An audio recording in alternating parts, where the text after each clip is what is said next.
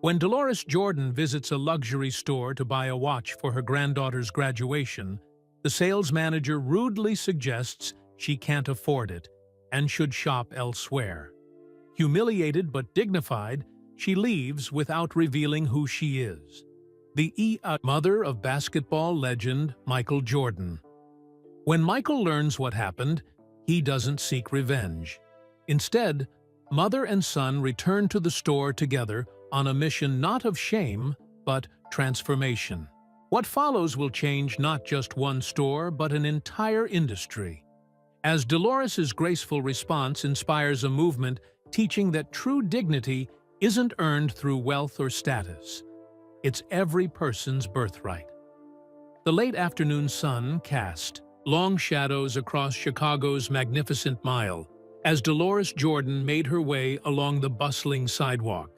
At 65, she still carried herself with the same quiet dignity that had guided her through raising 5 children on her own. Her silver-streaked hair was pulled back in a neat bun, and she wore a simple but elegant navy dress with sensible shoes, comfortable enough for walking but nice enough for shopping in the city's most exclusive district.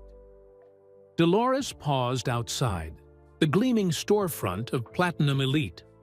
The boutique's window displays showcased dazzling jewelry and watches that caught the sunlight, throwing tiny rainbows against the pristine glass. She took a deep breath, straightened her shoulders, and pushed open the heavy glass door. A soft chime announced her arrival, but none of the 3 sales associates looked up immediately. The store's interior was hushed and cool, with soft classical music playing through hidden speakers. Crystal chandeliers hung from the ceiling, casting a warm glow over glass display cases filled with luxury items. Dolores approached a counter near the center of the store where watches were displayed on velvet cushions.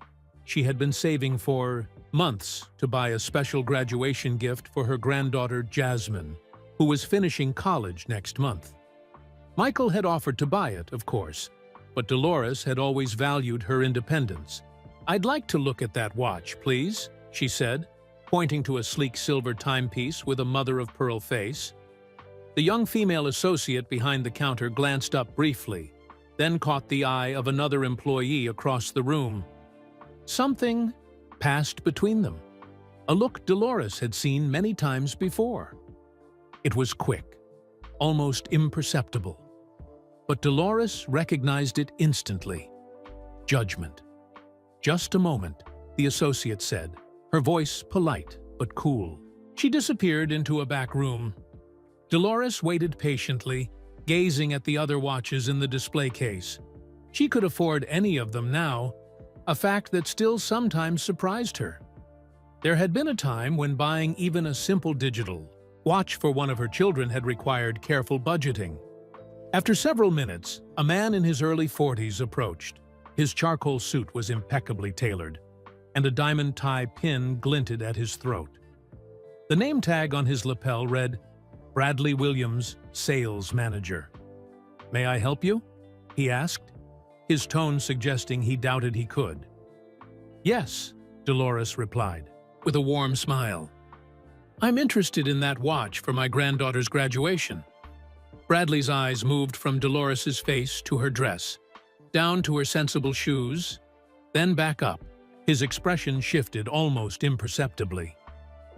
"That particular piece is from our Celestial collection," he said, not moving to take it out. "They start at $25,000. "I'm aware of the price," Dolores said, maintaining her composure. "I'd still like to see it, please." Bradley hesitated, then reluctantly slid open the back of the case and lifted out the watch. He placed it on a velvet pad, but didn't push it toward her. "The Celestial collection is our premium line," he continued, as if she hadn't spoken. "They're typically purchased by our established clientele. Perhaps I could show you something from our Essentials collection? They're quite lovely and more," he paused, "accessible." The word hung in the air between them. Dolores felt her cheeks, warm slightly, but her expression remained composed. "I'd like to see this one," she repeated firmly. With visible reluctance, Bradley slid the velvet pad toward her. Dolores carefully picked up the watch, admiring its craftsmanship. It was perfect for Jasmine. Elegant but not flashy. Sophisticated but practical. "It's beautiful," she said. "I'll take it." Bradley raised his eyebrows. "Perhaps you'd like to know more about the features? It has a Swiss movement and—" "That won't be necessary," Dolores interrupted gently. "I've done my research." "Of course," Bradley said, though his tone suggested disbelief. "Will you be using financing options today?" The question stung. "No," Dolores replied. "I'll be paying in full." Bradley's skeptical expression deepened. He glanced toward the door, then back at Dolores. "Ma'am," he said, lowering his voice, "I hope you understand that we have a certain clientele here. These pieces represent significant investments. Perhaps you'd be more comfortable at the department store down the street? They have some lovely costume pieces that might better suit your situation." The words hit Dolores like a physical blow. She had experienced prejudice many times in her 70 years, growing up in the rural South, raising children during the Civil Rights era, even after Michael became famous. But it never failed to hurt, especially when it came so unexpectedly. For a moment, Dolores considered revealing who she was, that her son was Michael Jordan, one of the most famous and wealthy athletes in history. It would be so easy to watch Bradley's face change, to see the embarrassment and fear replace his condescension. But that wasn't who she was. James and Dolores Jordan hadn't raised their children that way. "I see," Dolores said quietly, carefully placing the watch back on the velvet pad. "Thank you for your time." She turned and walked toward the door, her back straight, her pace unhurried. Only the slight trembling of her hands betrayed her emotions. As the door closed behind her, the chimes sounding impossibly loud in her ears, Dolores felt the sting of tears. She blinked rapidly, refusing to let them fall. Not here, not on Michigan Avenue where anyone might see. She walked half a block before stopping to steady herself, her hand gripping the strap of her purse so tightly her knuckles whitened. In her mind, she heard James's voice from so long ago. "Hold your head high, no matter what. No one can take your dignity unless you give it to them." Dolores took a deep breath, raised her chin, and continued walking. The encounter was already becoming a small, hard knot in her chest. One more indignity that she would never share with her children. They had their own burdens to carry. They didn't need to bear hers as well. As she reached the corner and waited for the light to change, Dolores thought of her granddaughter Jasmine. Perhaps a different gift would be better after all. Something with history and meaning. Not just a pretty trinket from behind glass. Maybe the pearl necklace James had given her on their 5th anniversary. Jasmine had always admired it. The light changed, and Dolores crossed the street, leaving Platinum Elite behind. She had raised a son who changed the world, built a foundation that helped thousands of children, and maintained her dignity through unimaginable joy and heartbreak. One rude salesman couldn't take that away from her, but as she hailed a taxi to take her back to her hotel, Dolores couldn't quite shake the feeling of shame that lingered like a shadow. No matter how far you've come, she thought, some people will only ever see what they expect to see. The taxi pulled away from the curb, carrying her back toward the comfort and safety of her hotel room, where she could finally let the tears fall, in private. The taxi wound its way through Chicago's crowded streets, and Dolores gazed out the window without really seeing the city's magnificent architecture. The driver attempted small talk, but she responded with only polite murmurs, her mind replaying the humiliation at Platinum Elite.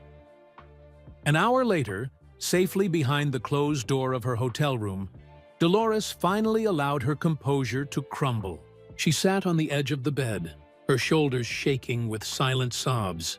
The tears were not just for today's incident, but for a lifetime of similar moments. Times when she'd been judged by her appearance rather than her character. After several minutes, she wiped her eyes and picked up her phone. 3 missed calls from Michael and a text asking if she'd found Jasmine's gift. Dolores took a deep breath and typed a simple reply. "Still looking. We'll call tomorrow. Love you." She couldn't tell him what had happened. Michael had always been protective, even as a child. Now, with his fame and resources, he would want to make things right. Perhaps buy the entire store just to fire the manager. But that wasn't how she had raised him to handle problems. Dignity above all, James had always said. And she had lived by those words through every hardship. The next morning, Dolores caught an early flight back to her home in Wilmington, North Carolina. The modest but comfortable house, purchased after Michael insisted she leave the Chicago projects in 1999, had become her sanctuary. Though Michael had offered her mansions and penthouses, she had chosen this simple 3-bedroom home in a quiet neighborhood where neighbors knew her as Ms. Dolores, not as Michael Jordan's mother. As she unpacked her small suitcase, memories flooded back. Images of the tiny apartment in Brooklyn where Michael was born, the move to Wilmington when he was 5, the cramped house where she'd raised 5 children while James worked at General Electric. She smiled, remembering Michael's first basketball hoop, a milk crate nailed to a telephone pole. Even then, he'd practice until dark, his determination visible in every movement. When he was 9, she'd saved for months to buy him proper basketball. Shoes! The salesman at the local store had been kind, treating young Michael with respect despite their modest circumstances. "These are gonna make you fly, young man," the salesman had said, and Michael had believed him. Dolores ran her fingers along the framed photos on her bedroom wall. Michael in his North Carolina uniform, James with his arm around her at their 25th anniversary, all 5 children together at James's funeral in 1993. The loss of her husband had almost broken her, but she had remained strong for her children. In the kitchen, she automatically began preparing James's favorite Sunday meal, fried chicken, collard greens, and sweet potato pie, a tradition she maintained even now. Cooking had always been her way of showing love, especially during the lean years when food on the table meant sacrifice elsewhere. She remembered Michael coming home from college, tired from games and practices, but always sitting at this same kitchen table, telling her about his dreams while she cooked. Even after becoming famous, he would return, bringing teammates who soon called her Mama Jordan, too. The phone rang, interrupting her thoughts. It was Jasmine. "Grandma, Dad says you went shopping in Chicago. Did you have fun?" Dolores forced, cheerfulness into her voice. "It was nice, sweetheart. The stores are beautiful this time of year." "Did you get anything good?" Jasmine asked eagerly. "Just some ideas," Dolores said. "How are your finals going?" They chatted about Jasmine's classes, her boyfriend, and her plans after graduation.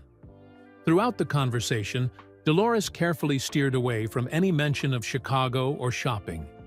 When they finally said goodbye, she felt the weight of the unshared truth pressing down on her. Later that evening, as she watered her garden, another passion James had shared, her neighbor Elaine called over the fence. "Welcome back, Dolores. How was Chicago?" "Busy as always," Dolores replied with a practiced smile. "The city never sleeps." "Did you see Michael?" Elaine asked. Though most neighbors respected her privacy, they occasionally couldn't resist asking. "About her famous son," "Not this trip," Dolores said. "Just some shopping." Elaine nodded and continued talking about neighborhood news, unaware of Dolores's inner turmoil. This was the life she had chosen, keeping her hurts private, her disappointments buried beneath a calm exterior. It was a skill honed over decades, especially after Michael's fame had placed their family under public scrutiny. That night, unable to sleep, Dolores opened her jewelry box and took out the pearl necklace James had given her, the one she'd thought might be perfect for Jasmine. The pearls gleamed softly in the dim light, carrying memories of a night long ago when James had surprised her, having saved for months from his factory wages. He had clasped it around her neck and whispered, "Beautiful things for my beautiful wife." The necklace had been far beyond their means then, but James had insisted she deserved it. Dolores fastened the necklace and stood before the mirror. The woman who looked back at her was not the same young bride who had first worn these pearls, but time had added dignity to her features, wisdom to her eyes. No store manager could diminish that, she told herself firmly. 3 weeks passed. The Chicago incident gradually faded in intensity, though it never completely disappeared. Dolores busied herself with community work, volunteering at the local CTZ food bank and mentoring young mothers through her church program, activities that had filled her days since James's passing. She also finalized plans for her upcoming birthday celebration. Michael had insisted on hosting it at his mansion in Jupiter, Florida, where he had moved after purchasing part ownership of the Miami basketball team. Despite her protests that a simple family dinner would suffice, Michael had arranged for all, 5 children, their spouses, and her 7 grandchildren to attend. "You only turn 70 once, Mom," he had said, and she couldn't argue with that logic. On the morning of her departure for Florida, Dolores carefully packed the pearl necklace in a small gift box for Jasmine. It wasn't the brand new watch she had planned to purchase, but it carried something more valuable: family history, love, and the dignity that had guided her through 70 years of life. As the plane took off, Dolores closed her eyes and said a silent prayer for strength to keep smiling through her birthday celebration, for wisdom to guide her grandchildren, and for the grace to forgive the store manager whose actions had wounded her more deeply than he could ever know. The luxury of Michael's private jet still felt strange, even after all these years. From project apartments to private planes, her life's journey had been extraordinary by any measure. Yet some things never changed: the sting of prejudice, the importance of dignity, and the fierce, protective love she felt for her children and grandchildren. Dolores opened her eyes as the plane leveled off above the clouds. Ahead lay Florida sunshine, family celebrations, and the challenge of keeping her hurt hidden from the ones she loved most, especially from Michael, who could always read her too well. The Jordan family estate in Jupiter, Florida, was a sprawling mansion overlooking the ocean, with palm trees swaying in the gentle breeze. As Dolores's car pulled through the security gates, she couldn't help but marvel at how far they had come. The little boy who once played with a milk crate basketball hoop now lived in a palace. Michael himself was waiting at the front door, tall and imposing even in casual clothes, a simple polo shirt and khaki shorts. His smile, though, was the same one she remembered from when he was just 5 years old, bringing home a perfect spelling test. "Mom!" he called, descending the marble steps to help her from the car. He wrapped her in a hug that lifted her off her feet, just as he had done since his first growth spurt at 14. "Put me down," she laughed, though she secretly loved these displays of affection. "I'm too old for such foolishness."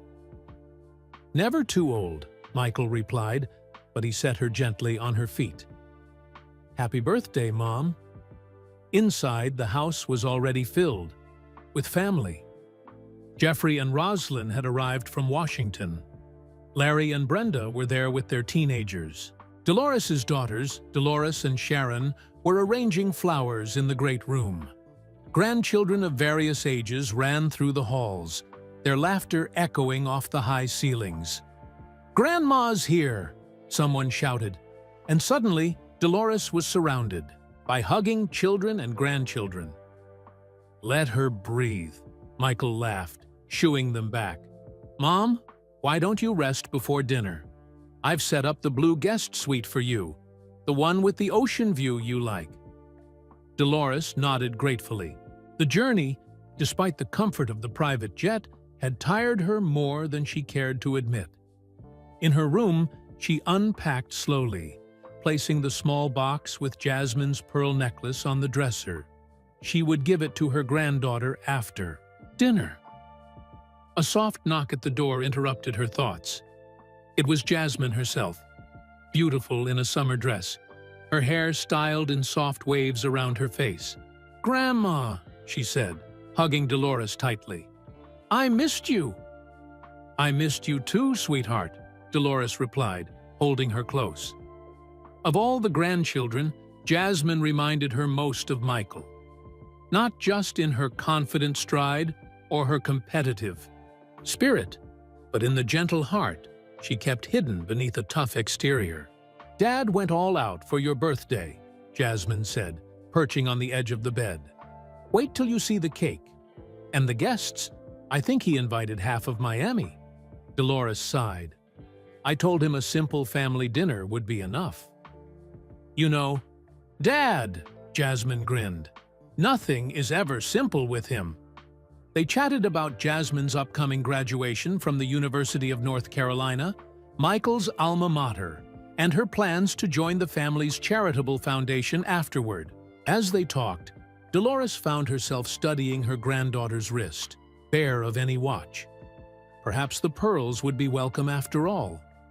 At 7 o'clock, dressed in a new dress that her daughters had insisted on buying her, Dolores made her way downstairs. The great room had been transformed with flowers and candles, and a long table was set for 20 people. Michael escorted her to the head of the table, where a small pile of wrapped gifts waited beside her place setting. Despite her protests that no presents were necessary, each family member had brought something. There were books from Jeffrey, gardening tools from Larry, a handmade quilt from Sharon, and drawings from the youngest grandchildren. The meal was a feast of all her favorite foods. Fried chicken prepared just the way she liked it, collard, greens, sweet potato casserole, and cornbread. Michael had hired a chef who had clearly been instructed to follow Dolores's own recipes down to the last pinch of salt. As they ate, stories flowed around the table. Memories of childhood pranks, family vacations, and holiday disasters. Michael, always at the center, embellished each tale until everyone was laughing. In these moments, Dolores could almost forget the Chicago incident. Almost. "Oh, Grandma," Jasmine said suddenly, setting down her fork. "I've been meaning to ask you. Dad mentioned you were shopping in Chicago last month. Did you happen to check out that watch I showed you? The one from Platinum Elite?" The name hit Dolores like a physical blow. She nearly dropped her water glass, but managed to steady her hand at the last moment. I didn't get a chance to look at it," she said, avoiding Michael's eyes. "No worries," Jasmine continued, oblivious to her grandmother's discomfort. "I'm planning to go there next week when I visit Chicago for my friend's engagement party. That watch would be perfect for graduation." "It's very expensive," Dolores murmured. "I've been saving from my internship," Jasmine replied proudly, "and Dad said he'd match whatever I save." Michael, who had been deep in conversation with Jeffrey, turned at the mention of his name. "What's that about matching funds?" "For my graduation watch," Jasmine explained. From Platinum Elite in Chicago, the one with the mother-of-pearl face. Michael nodded, but his eyes were on Dolores, who was staring intently at her plate. "Right," he said slowly. "Mom, didn't you visit that store when you were in Chicago?" Dolores felt the weight of her son's gaze. Michael had always been able to read her too well, a sixth sense for her moods that had developed during their hardest years. "I just walked past it," she said, forcing a smile. "It looked very nice." Michael's eyes narrowed slightly, but he didn't press further. Instead, he changed the subject smoothly to Jasmine's upcoming finals. Dolores released a breath she hadn't realized she was holding. The rest of dinner passed in a blur of conversation and laughter. When the cake appeared, a towering creation with 70 candles that took 3 people to carry, Dolores obediently closed her eyes and made a wish before blowing them out. "I wish for my family's happiness and health," she thought, the same wish she had made for decades. After cake came dancing. Michael had hired a small jazz band that played songs from her youth. One by one, her sons took turns dancing with her. First Michael, then Jeffrey, then Larry, each one commenting on how she had taught them to dance in their tiny living room in Wilmington, using the radio for music.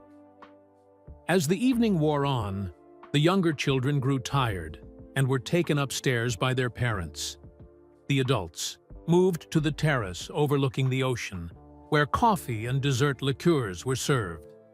Dolores found herself sitting slightly apart from the others, watching the moonlight on the water. Despite the joyful celebration, a sadness lingered in her heart. Not just from the Chicago incident, but from the knowledge that she was keeping secrets from her children for the first time in her life. She didn't notice Michael approaching until he sat beside her on the cushioned bench. "Beautiful night," he said, his voice low. "Yes," she agreed. "Thank you for all this, Michael. It was lovely." "Nothing's too good for you, Mom," he replied, covering her hand with his much larger one. "You know that." They sat in companionable silence for a moment, watching the waves. Then Michael said casually, "So, you want to tell me what's really bothering you?" Dolores stiffened. "What do you mean?" "Mom," Michael said gently, "I've known you my whole life. You've been quiet all evening. Even when you're smiling, your eyes look sad. Did something happen in Chicago that you're not telling me?" "It's nothing," Dolores insisted. "Just getting old, I suppose.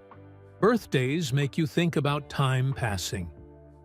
Michael studied her face in the dim light. "It's more than that," he said finally. "It has something to do with that store Jasmine mentioned. Doesn't it? Platinum Elite." Dolores felt a flicker of panic. How did he always know? "Michael, please, it's my birthday. Let's not talk about unpleasant things." "So there is something unpleasant," he said, his voice hardening slightly. "What happened at that store, Mom?" Dolores sighed, recognizing the tone. It was the same determination she had heard when he was 12, and insisted he would make the varsity team despite his coach's doubts. The same resolve he had shown when he declared he would support the family after James died. When Michael Jordan set his mind to discovering something, very little could stop him. "It was nothing, really," she said, trying one last time to deflect. "Just a misunderstanding." "Mom." His voice was quiet, but firm. "Tell me." Looking into her son's eyes, so like his father's, Dolores realized she couldn't keep this from him any longer. Perhaps, she thought, sharing the burden would lighten it. "All right," she said softly, so the others couldn't hear. "But you have to promise me something first." Michael nodded solemnly. "Anything." "Promise me you won't do anything rash," Dolores said, knowing her son's protective instincts all too well. Promise me you'll listen to the whole story before you decide how to respond." "I promise," Michael said, though she could see the tension already building in his shoulders. Taking a deep breath, Dolores began to tell him about her visit to Platinum Elite, about the dismissive looks and the manager's condescending words.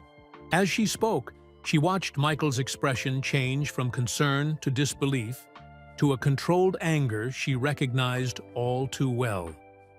By the time she finished, the moonlight revealed a hardness in his eyes that reminded her of game nights when opposing teams had made the mistake of taunting him. "Why didn't you tell them who you were?" he asked, his voice carefully controlled. "That's not who we are," Dolores replied simply. "Your father and I raised you to stand on your own character, not on your name or your fame. I wasn't going to use your accomplishments to demand respect I should have been given anyway." Michael was silent for a long moment, his jaw working as he processed her words. "I'm going to make this right," he said finally. "Michael," she began. "I promised I wouldn't do anything rash," he interrupted. "And I won't. But I am going to do something, Mom. No one treats my mother that way. No one." Dolores sighed, recognizing the determination in her son's voice. It was the same tone he'd used throughout his career, when facing opponents who'd underestimated him, when pushing through injuries, when proving doubters wrong. "Michael, there's no need to make a fuss," she said softly. "I've lived through worse than a rude salesman." "That's exactly the point, Mom," Michael replied, his voice low but intense. "You shouldn't have to live through any of it. Not anymore." They sat in silence for a moment, the sounds of the ocean waves and distant family, laughter filling the night air. Dolores studied her son's profile, the determined set of his jaw so like his father's, the intensity in his eyes that had made opponents back down on basketball courts across the world. "You always protected us," Michael continued finally. "When Dad was working late shifts at GE, when those kids down the street threw rocks at our windows, when reporters camped outside our house after my first championship, you protected all of us, all the time." Dolores smiled at the memories. "That's what mothers do. And that's what sons do too," Michael countered. "Protect their mothers." A gentle breeze stirred the palm fronds overhead, carrying the scent of jasmine and sea salt. In the distance, Dolores could hear her grandchildren laughing as they played a late-night game of hide-and-seek in the mansion's many rooms. "What happened at that store was wrong," Michael continued, his voice controlled but edged with anger. "And it happens too often to too many people. But it shouldn't happen to anyone, especially not to you." "The world isn't perfect, Michael," Dolores said gently. "You know that better than most. There will always be people who judge others by what they see on the outside. You can't fix everything." "Maybe not everything," Michael conceded. "But I can fix this." Before Dolores could respond, they were interrupted by Jasmine, who bounded onto the terrace with the energy only a 21-year-old could possess after a long evening. "There you are," she exclaimed. "Dad, Uncle Jeffrey is looking for you. Something about a bet on the golf game tomorrow?" Michael nodded but didn't move immediately. "Tell him I'll be there in a minute, sweetheart." As Jasmine turned to leave, Dolores called after her. "Jasmine, wait, I have something for you." "For me? But it's your birthday, Grandma." "Sometimes giving gifts brings more joy than receiving them," Dolores replied, rising from her seat. "Come with me to my room." Upstairs, Dolores retrieved the small box containing the pearl necklace. She opened it and held it out to her granddaughter. "These belong to your grandfather," she explained. "He gave them to me on our 5th anniversary, long before your father became famous. We were still struggling then, and he saved for months to buy them." Jasmine's eyes widened as she took the delicate strand. "They're beautiful, Grandma. I want you to have them for your graduation," Dolores said. "Instead of that watch." Jasmine looked up, surprised. "But I thought you liked the watch idea. What made you change your mind?" Dolores hesitated, not wanting to share the real reason. "These pearls have history," she said finally. "They carry your grandfather's love and now mine. No brand-new watch can offer that." Jasmine nodded slowly, understanding dawning in her eyes. "Thank you," she said, fastening the necklace around her throat. "I'll treasure them always." When they returned downstairs, the party was winding down. Family members were saying their goodnights, heading to their assigned rooms in the sprawling mansion. Dolores looked for Michael but was told by Sharon that he had gone to his study to make a phone call. "At this hour?" Dolores asked, checking her watch. "It was nearly midnight." Sharon shrugged. "You know, Michael, business never sleeps." Dolores frowned, a suspicion forming in her mind. But she was too tired to investigate further tonight. Tomorrow would be soon enough to make sure Michael wasn't planning anything drastic about the Chicago incident. The next morning dawned bright and clear, the Florida sun streaming through the windows of her ocean view suite. Dolores woke early, as she had done every day of her adult life. Old habits formed during years of raising 5 children while working. Multiple jobs were hard to break, even in the luxury of her son's mansion. She found Michael in the kitchen, already dressed in golf clothes, drinking coffee as he scrolled through his phone. He looked up when she entered, a smile erasing the serious expression she had glimpsed. "Morning, Mom. Sleep well?" "Like a log," she said, pouring herself a cup of coffee from the carafe on the counter. "This bed is almost too comfortable. I sink right into it," Michael laughed. "Only you would complain about a bed being too comfortable." They chatted about the plans for the day. A family brunch, then a golf outing for the men while the women had scheduled a spa day.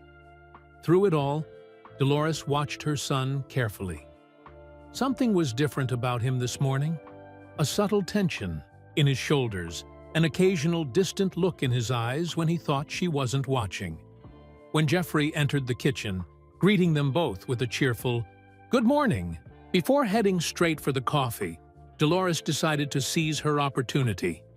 "Michael, about our conversation last night." "Don't worry, Mom," he interrupted smoothly. "I haven't forgotten my promise. Nothing rash." "What promise?" Jeffrey asked, looking between them curiously. "Nothing important," Michael replied, giving his brother a look that clearly said, "Drop it. Just some birthday business." Jeffrey raised his eyebrows but didn't press further. Years of being Michael Jordan's brother had taught him when to back off. The day proceeded as planned, with brunch served on the terrace overlooking the ocean. Dolores found herself surrounded by family, opening more birthday gifts, laughing at her grandchildren's antics, and trying to silence the worry niggling at the back of her mind. As the men prepared to leave for golf, Dolores pulled Michael aside. "I saw Jasmine wearing the pearls," he said, before she could speak. "Beautiful choice. Much more meaningful than a watch." "Michael," Dolores said firmly, keeping her voice low, "I need you to promise me again that you won't do anything about that store. Let it go. For me." Michael looked down at her, his expression softening. "Mom, I promise I won't do anything that would embarrass you or go against the values you and Dad taught us." It wasn't exactly the promise she had asked for, but Dolores knew it was the best she would get. Michael had always had his own way of handling things, methodical, strategic, and ultimately effective. It was what had made him not just a great athlete, but a successful businessman. "All right," she said, patting his arm. "Go enjoy your golf. Try not to let your brothers win too easily." Michael laughed. Never. You taught us to play to win, remember? As he walked away to join his brothers, Dolores couldn't shake the feeling that something had already been set in motion. Michael had that look, the one she had seen before championship games, before major business deals, before any challenge he had decided to conquer. The women's spa day was a luxurious affair, with massages, facials, and manicures provided by a team brought, especially for the occasion. Throughout it all, Dolores tried to relax and enjoy the pampering, but her mind kept returning to the conversation with Michael. What was he planning? And more importantly, would it make things better or worse? That evening, as the family gathered for a final dinner before most would depart the next day, Dolores watched Michael carefully. He seemed relaxed, joking with his brothers, teasing his nieces and nephews, treating the gathering like any other family dinner. But twice she caught him in quiet conversation with Scottie Pippen, who had arrived that afternoon to join them for dinner. The two men had been teammates for years, winning 6 championships together with the Chicago Bulls. Their friendship had endured beyond their playing days, and they now shared business interests as well. After dinner, as everyone moved to the etude, great room for coffee and dessert, Dolores approached them where they stood near the windows, deep in conversation that stopped abruptly when she drew near. "Scotty," she said warmly, embracing her son's friend. "So good to see you. How's the family?" "All good, Mrs. Jordan," he replied with the respectful tone he had always used with her, even after becoming a star in his own right. "The kids are growing too fast, as usual." "They tend to do that," she agreed. Then, looking between the two men, she added, "What were you two planning when I walked up? You both look like you're up to something." Michael and Scotty exchanged glances. "Just business, Mom," Michael said smoothly. "Boring stuff about our new investment downtown." Dolores raised an eyebrow, not believing him for a second. "Michael James Jordan, I've known you since before you could talk. Don't try to fool your mother." Scotty chuckled. "She's got you there, MJ." Michael sighed, then pulled her gently aside, away from the rest of the family. "Look, Mom, I told you I wasn't going to do anything rash, and I'm not, but I am going to address what happened at that store." "Michael," she began. "No, Mom, listen," he interrupted quietly. "What happened to you isn't right. It isn't right when it happens to anyone. I have the ability to do something about it, so I'm going to." "By doing what?" Dolores asked, suspicious. "I'm going back to Chicago next week," he said simply. "I'd like you to come with me." "To do what?" she pressed. "To revisit Platinum Elite," Michael replied, his voice firm.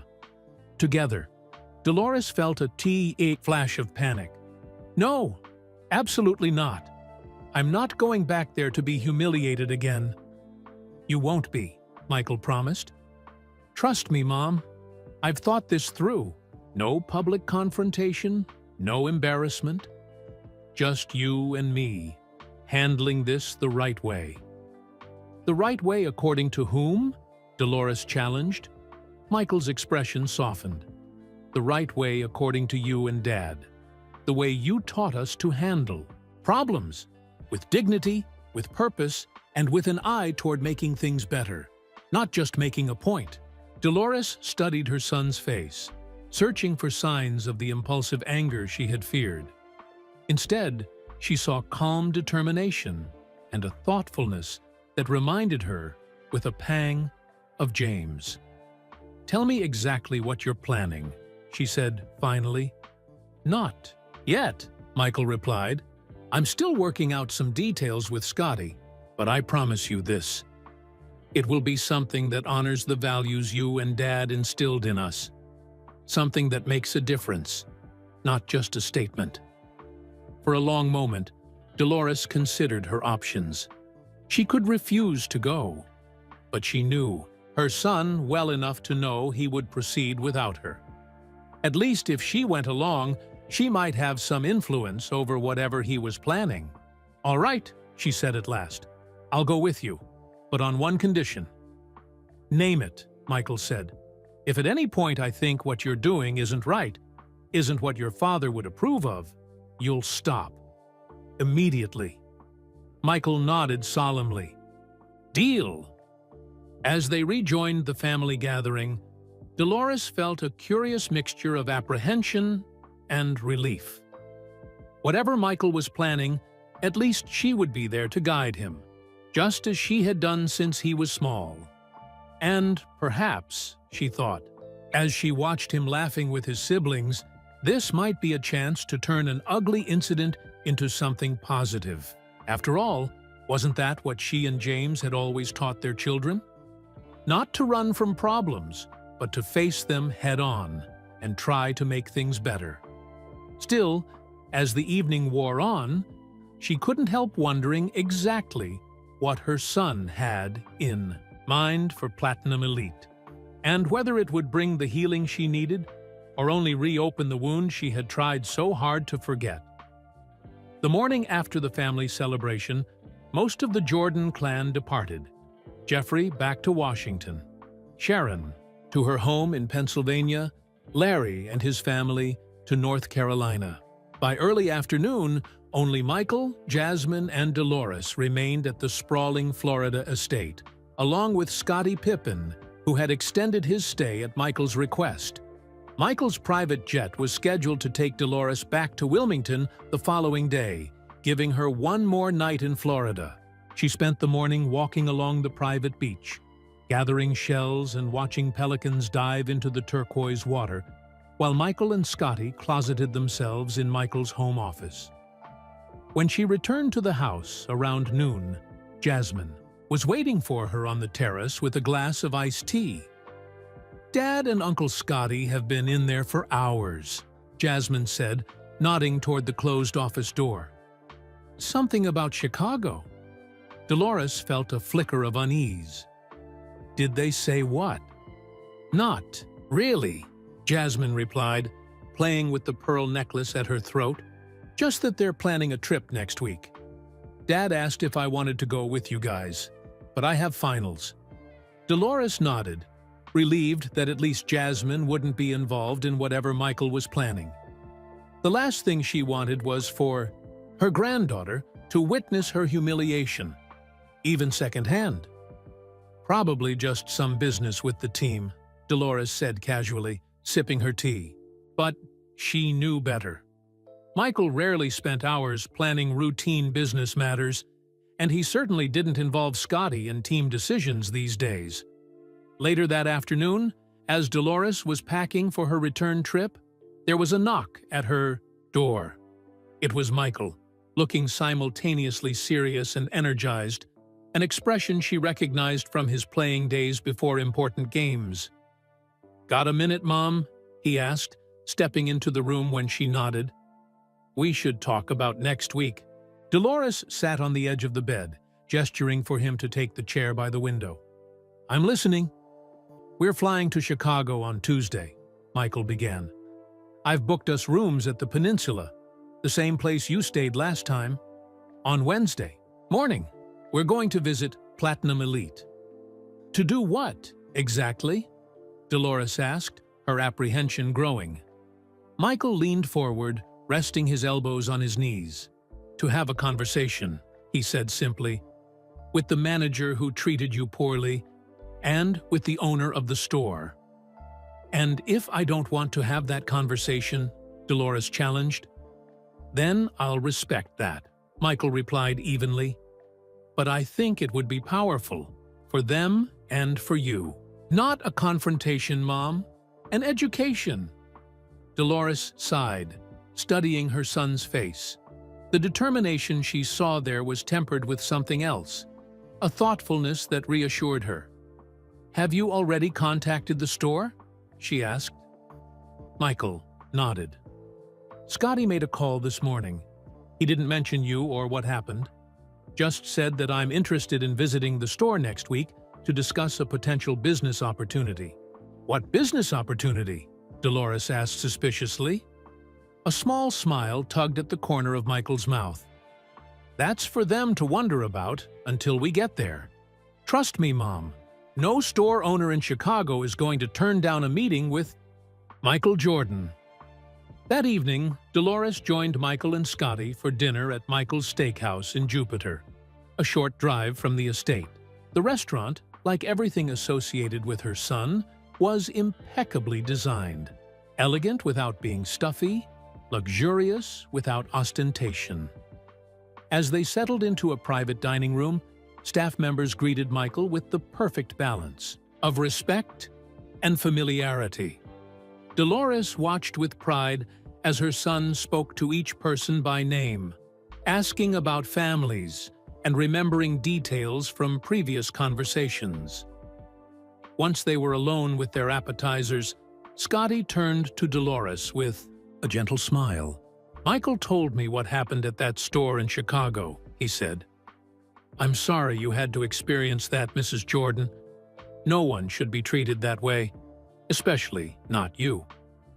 Dolores nodded her thanks, touched by his concern. "I appreciate that, Scotty. But it's hardly the first time I've dealt with prejudice, and I doubt it will be the last." "That's exactly the problem," Michael interjected, his voice low but intense. "It shouldn't happen at all, but it definitely shouldn't happen to someone who's been a customer at high-end stores for decades now. If they're still doing this to my mother in 2024, what are they doing to other black women who walk through those doors?" Scotty nodded agreement. "That's why we think this plan makes sense. It's not just about making things right for Mrs. Jordan, though that's important. It's about possibly changing how they operate going forward." "And how exactly do you plan to do that?" Dolores asked, still skeptical. Michael exchanged a glance with Scotty before answering. "We go in together, you and me. I'm guessing the manager won't recognize you immediately, especially if you wear the same outfit you wore last time." "Why would I do that?" Dolores asked, surprised. "Because we want him to treat you the same way he did before," Michael explained. "At least initially. I'll hang back, watching. Then, when he starts with the condescending attitude, I'll approach." "And make a scene?" Dolores frowned. "No," Michael said firmly. "No scene, just a conversation. I'll introduce myself, make it clear that you're my mother, and ask to speak with the store owner, who will then fire the manager on the spot, I suppose," Dolores said dryly. "That's not our call," Scotty intervened. "Though it might be what the guy deserves. The point is to have a real conversation about what happened and why it's unacceptable." "And if that doesn't work," Dolores pressed, "if the owner makes excuses or doesn't see the problem?" Michael's expression hardened slightly. "Then we have other options. I have some leverage in Chicago retail circles, but I'm hoping it doesn't come to that."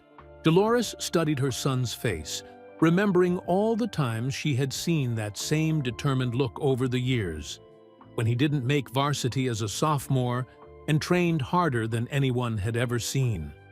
When commentators said he couldn't win without Scotty during their first breakup.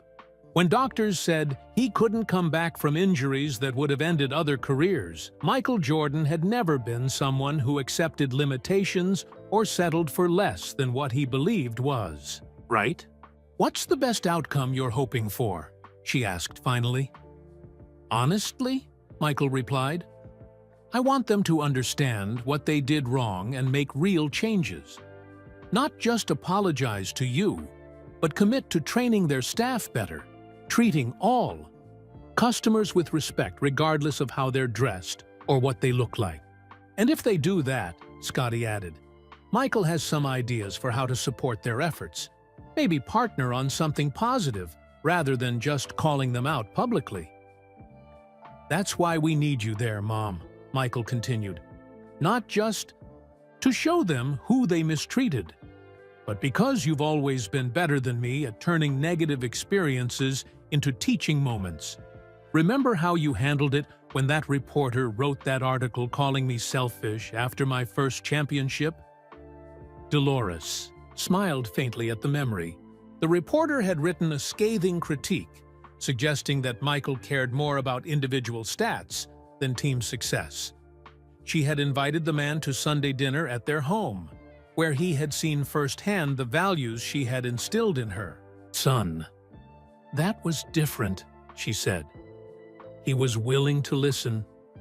And these people might be too, Michael countered. If they're not, we walk away. But don't you think it's worth trying for the next woman who walks into that store and gets judged by her appearance rather than her character? The words struck home.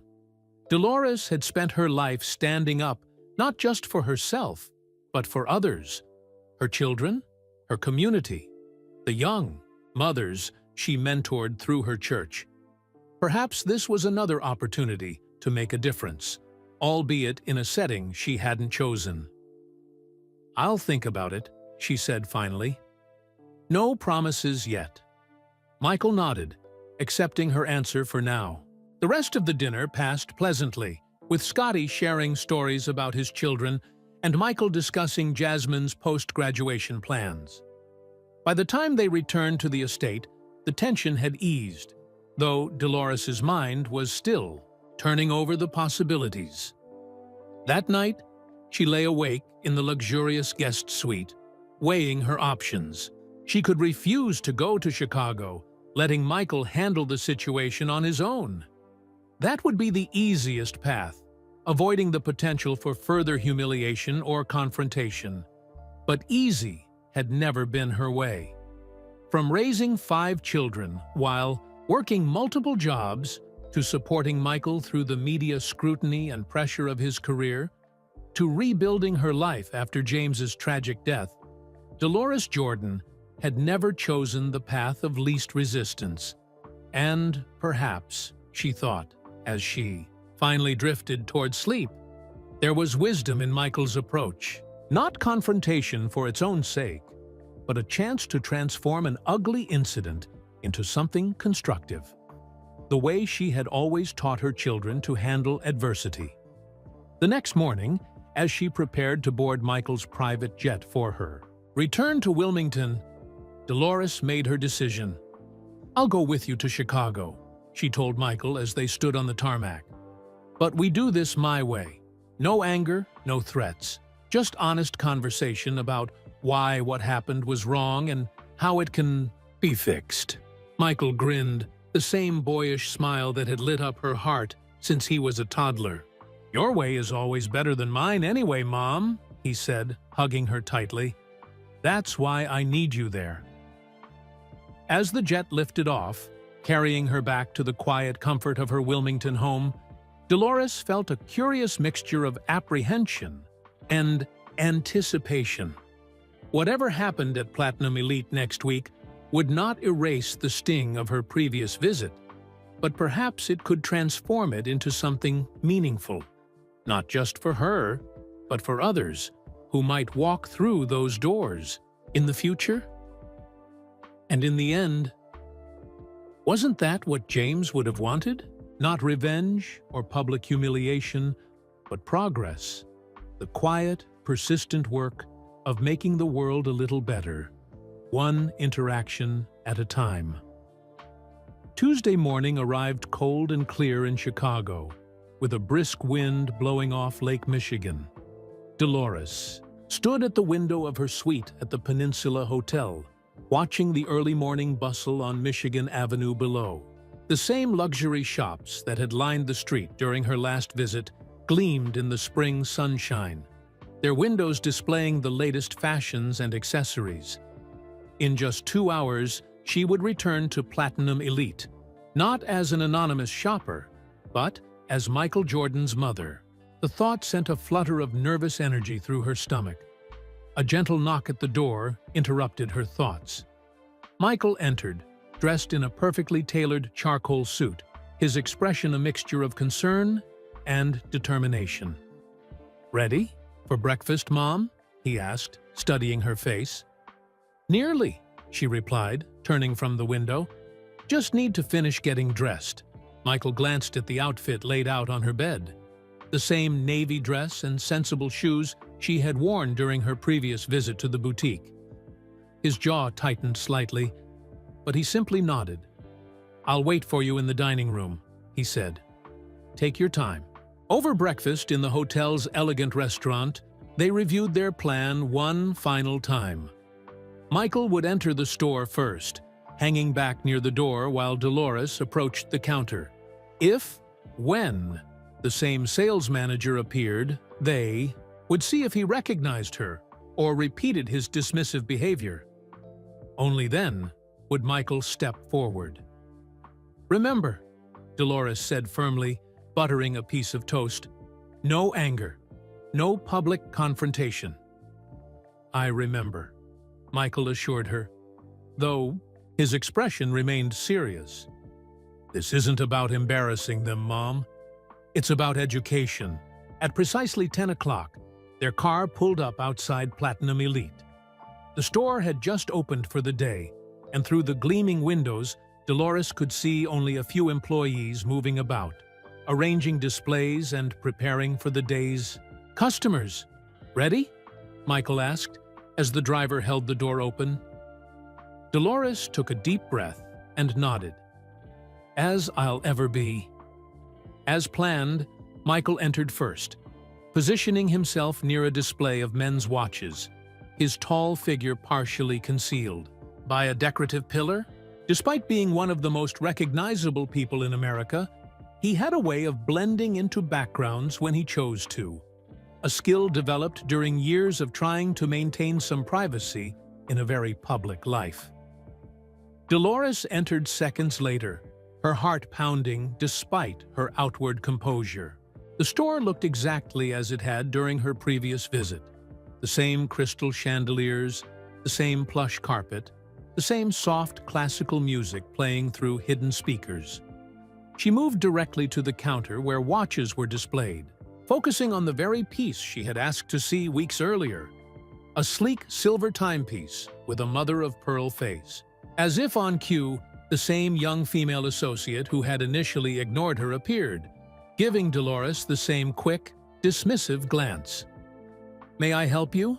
the woman asked, her tone suggesting she doubted she could. "Yes," Dolores replied calmly. "I'd like to see that watch, please." She pointed to the same piece she had inquired about before. Once again, the associate glanced across the room, making eye contact with someone out of Dolores's line of sight. "Just a moment," she said, disappearing into a back room. From his position near the pillar, Michael watched the interaction, his posture tense but controlled. Dolores could feel his eyes on her, providing silent support. Moments later, Bradley Williams emerged from the back room, adjusting his tie as he approached the counter. His charcoal suit was immaculate, his manner brisk and professional, until he saw who waited at the counter. A flicker of recognition crossed his face, quickly replaced by the same condescending smile Dolores remembered all too well. "Good morning," he said smoothly. "How may I assist you today?" "I'm interested in that watch," Dolores repeated, pointing to the same timepiece. Bradley's expression didn't change, but his tone became slightly patronizing. "Ah, yes, from our Celestial collection, as I believe I mentioned during your last visit. These pieces start at $25,000. "Yes, you did mention that," Dolores agreed, her voice steady despite the emotions churning beneath her calm exterior. "And as I mentioned then, I'm aware of the price." Bradley's smile tightened. "Of course. However, I wonder if you might be interested in something more suitable? We have some lovely pieces in our Essentials collection that offer excellent quality at a more accessible price point." It was happening again. The same dismissive treatment, the same assumptions based solely on her appearance. Dolores felt a flash of the same hurt and anger she had experienced during her first visit. But this time, it was tempered by the knowledge that she wasn't alone. Before she could respond, a voice spoke from just behind her. Deep, authoritative, and unmistakable to anyone who had lived in Chicago during the 1990s. "Is there a problem here?" Bradley looked up, irritation flashing across his face at the interruption. Then his expression froze as he recognized the man who now stood beside Dolores, one hand resting protectively on her shoulder. "Mr. Jordan," he stammered, his confident demeanor crumbling instantly. "It's an honor to have you in our store, sir." Michael didn't smile. "I'm not sure I feel welcomed, considering how you're treating my mother." The color drained from Bradley's face as his gaze darted between Michael and Dolores, understanding dawning in his eyes. "Your mother?" he repeated, his voice barely above a whisper. "Yes," Michael confirmed, his tone controlled but edged with steel. "Dolores Jordan. The woman you suggested might be more comfortable shopping elsewhere when she visited your store 3 weeks ago." Around them, the few other customers in the store had fallen silent, watching the scene unfold. 2 other sales associates stood frozen behind their counters, eyes wide with recognition and alarm. Bradley's mouth opened and closed several times before he managed to speak. I had no idea. Please accept my most sincere apologies, Mrs. Jordan. I didn't recognize." "That's exactly the problem," Michael interrupted, his voice low but carrying in the hushed store. "You shouldn't treat anyone the way you treated my mother, regardless of who they are or who they're related to." Bradley swallowed hard, his professional composure completely shattered. "Of course. You're absolutely right, Mr. Jordan. It was inexcusable." "I'd like to speak with the owner of this establishment," Michael continued, his expression unyielding. "Is he or she available?" "The owner?" Bradley repeated, looking increasingly alarmed. "Ms. Pierce is in her office. I can check if she's available for a meeting." "Please do," Michael replied. "Tell her Michael Jordan would like to discuss some concerning business practices at her store." As Bradley hurried toward the back of the store, Dolores placed a hand on her son's arm. "Remember what we agreed," she said softly. "No public scene." Michael covered her hand with his own, his expression softening slightly. "No scene, Mom. Just a conversation that needs to happen." A moment later, Bradley returned, his face still pale. "Ms. Pierce would be honored to meet with you both. Please, follow me." He led them through the store to a discreet door at the rear, then up a short flight of stairs to a stylishly appointed office. A woman in her early 50s stood waiting beside an elegant desk. She was tall and slim, with silver-streaked dark hair pulled back in a sleek bun. Her tailored navy suit and minimal jewelry spoke of understated wealth and confidence. "Mr. Jordan, Mrs. Jordan," she said, stepping forward with an extended hand. "I'm Victoria Pierce, the owner of Platinum Elite. It's a tremendous honor to meet you both." Her accent held traces of Eastern Europe beneath polished American English. Her handshake was firm, her gaze direct and assessing as she looked from Michael to Dolores. "Please, sit down," she continued, gesturing to a seating area by the window overlooking Michigan Avenue. "Bradley, bring us coffee, please." As Bradley retreated, closing the door behind him, Victoria took a seat across from them, her posture straight, her expression composed but concerned. "Now," she said, folding her hands in her lap, "I understand there's been some unfortunate misunderstanding with one of our staff members?" "Not a misunderstanding," Michael corrected firmly. "My mother visited your store 3 weeks ago to purchase a graduation gift for my daughter. She was treated disrespectfully by your manager, who suggested she might be more comfortable shopping elsewhere because he assumed she couldn't afford your merchandise." Victoria's expression shifted to one of genuine distress. "Mrs. Jordan, is this true?" Dolores nodded. "I'm afraid it is. Mr. Williams made it very clear that he believed I didn't belong in your store." "Based on what?" Victoria pressed, her brow furrowing. "Based on how I was dressed," Dolores replied simply. "Based on how I look. An older black woman in sensible shoes instead of designer heels." Victoria closed her eyes briefly, a flash of what looked like personal pain crossing her features. When she opened them again, her gaze was direct and sincere. "Mrs. Jordan, Mr. Jordan, I cannot express how deeply sorry I am for this incident. This behavior goes against everything I believe, personally, and everything this business should stand for." "I appreciate your apology," Michael replied, his tone still firm. "But I'd like to understand how something like this happens in your establishment. What kind of training do your employees receive? What kind of culture are you fostering here?" Before Victoria could answer, a knock at the door interrupted them. Bradley entered carrying a silver tray with coffee service, his movements stiff with apparent anxiety. He set the tray on the table between them and retreated to stand by the door, clearly uncertain whether he should stay or go. "Bradley," Victoria said, her voice taking on a sharper edge, "please stay. I think you should be part of this conversation." As she poured coffee for her guests, Victoria seemed to be gathering her thoughts. When she spoke again, her voice was measured and thoughtful. "When I opened this store 20 years ago, I had a very specific vision. I wanted to create a space where quality and craftsmanship were celebrated, where customers felt valued, not for the size of their wallets, but for their appreciation of beautiful things." She passed cups to Dolores and Michael before continuing. "I should tell you a bit about myself.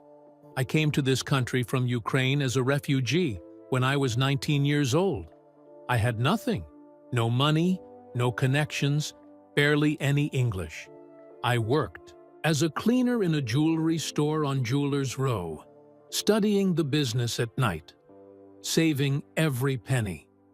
She paused, her gaze drifting to the window briefly before returning to her guests.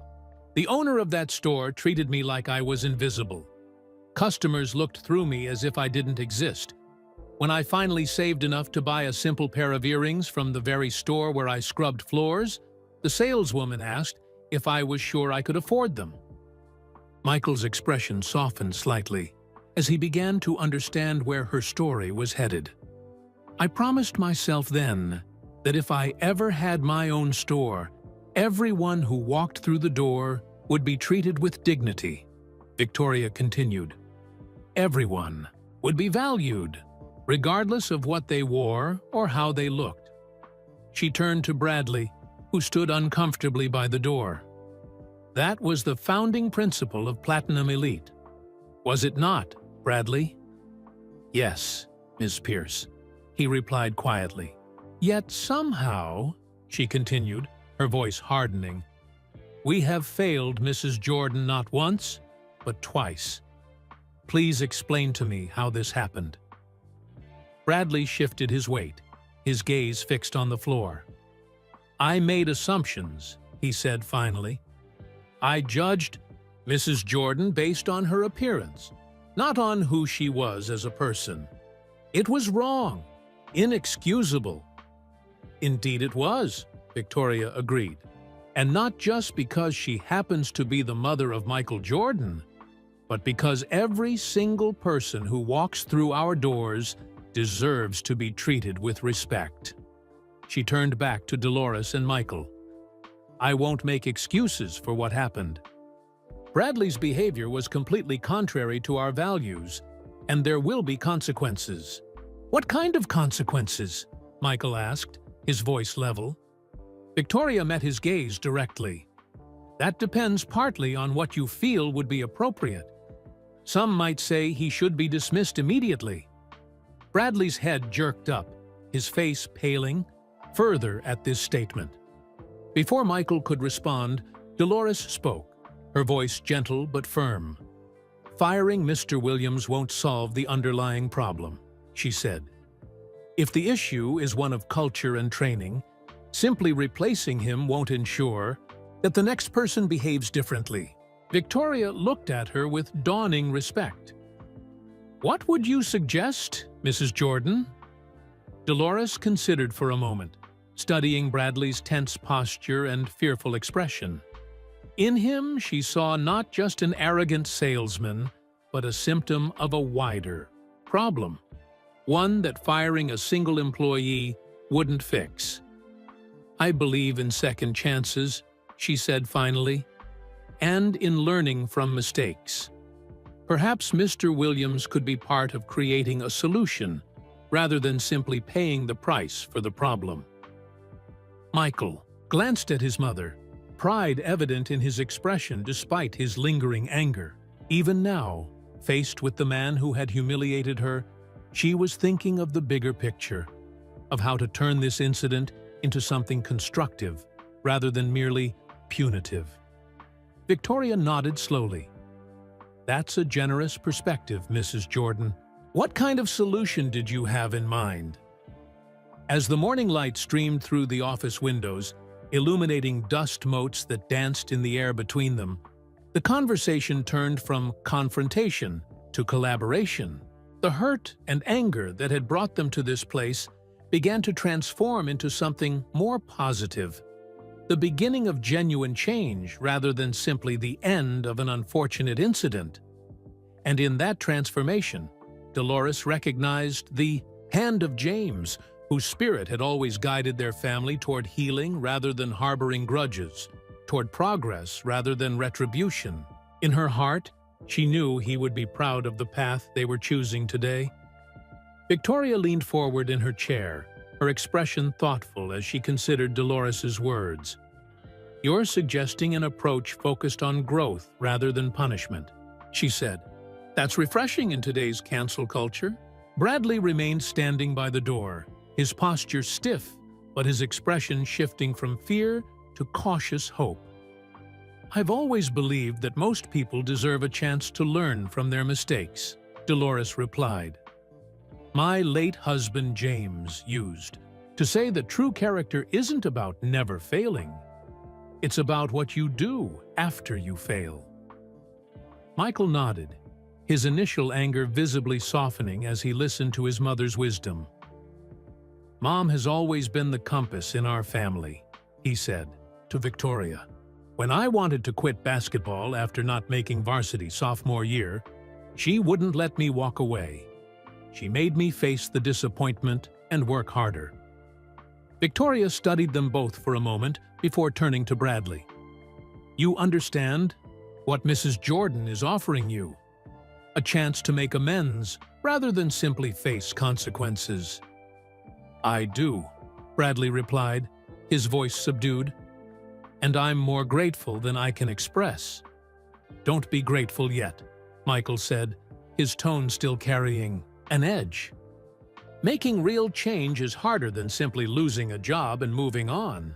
My mother is giving you an opportunity, but what you do with it is up to you." Victoria gestured for Bradley to join them in the seating area. Reluctantly, he perched on the edge of a chair, his hands clasped tightly in his lap. "Mrs. Jordan, Mr. Jordan," Victoria began, "I want you to know that what happened here reflects a failure of leadership on my part. Somewhere along the way, I lost sight of those founding principles I mentioned. As we became more successful, as our clientele became more exclusive, I allowed the culture of this store to shift without even realizing it." "How so?" Dolores asked gently. Victoria sighed, looking momentarily older than her years. "When I started this business, I knew what it felt like to be judged by appearances. But success can insulate you from those experiences. Our average sale now is over $15,000. Our typical customer has multiple homes and travels internationally. Without intending to, I began to measure value in terms of purchasing, power. And that attitude filtered down to your staff, Michael observed. Yes, Victoria admitted. I didn't explicitly train them to judge customers by their appearance, but I didn't actively train them not to, either. I assumed we would all remember what it feels like to be dismissed or overlooked. But assumptions aren't enough. She turned to Bradley. How long have you worked here? 7 years, he replied. I started as a sales associate and worked my way up to manager. And in that time, Victoria continued, did you ever receive specific training about not judging customers by their appearance? Bradley hesitated, then shook his head. No. We had sales training, product knowledge, security protocols, but nothing specifically about treating all customers equally regardless of how they're dressed.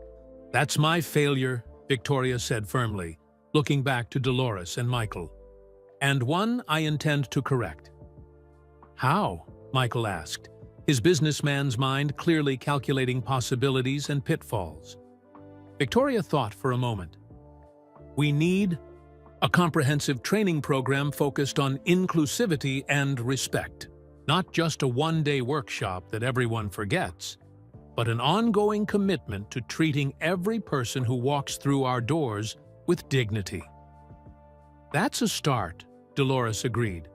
But training alone isn't enough if the underlying culture doesn't support it. Victoria nodded. You're absolutely right. Culture eats strategy for breakfast, as they say. We need to examine everything.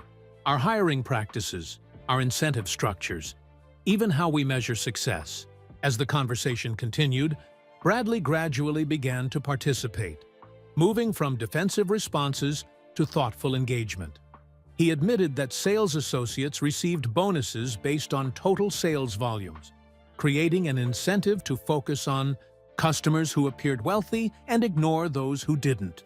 We never talk about it explicitly, he explained, but there's an unspoken understanding that your time is best spent with people who look like they can afford high-end items.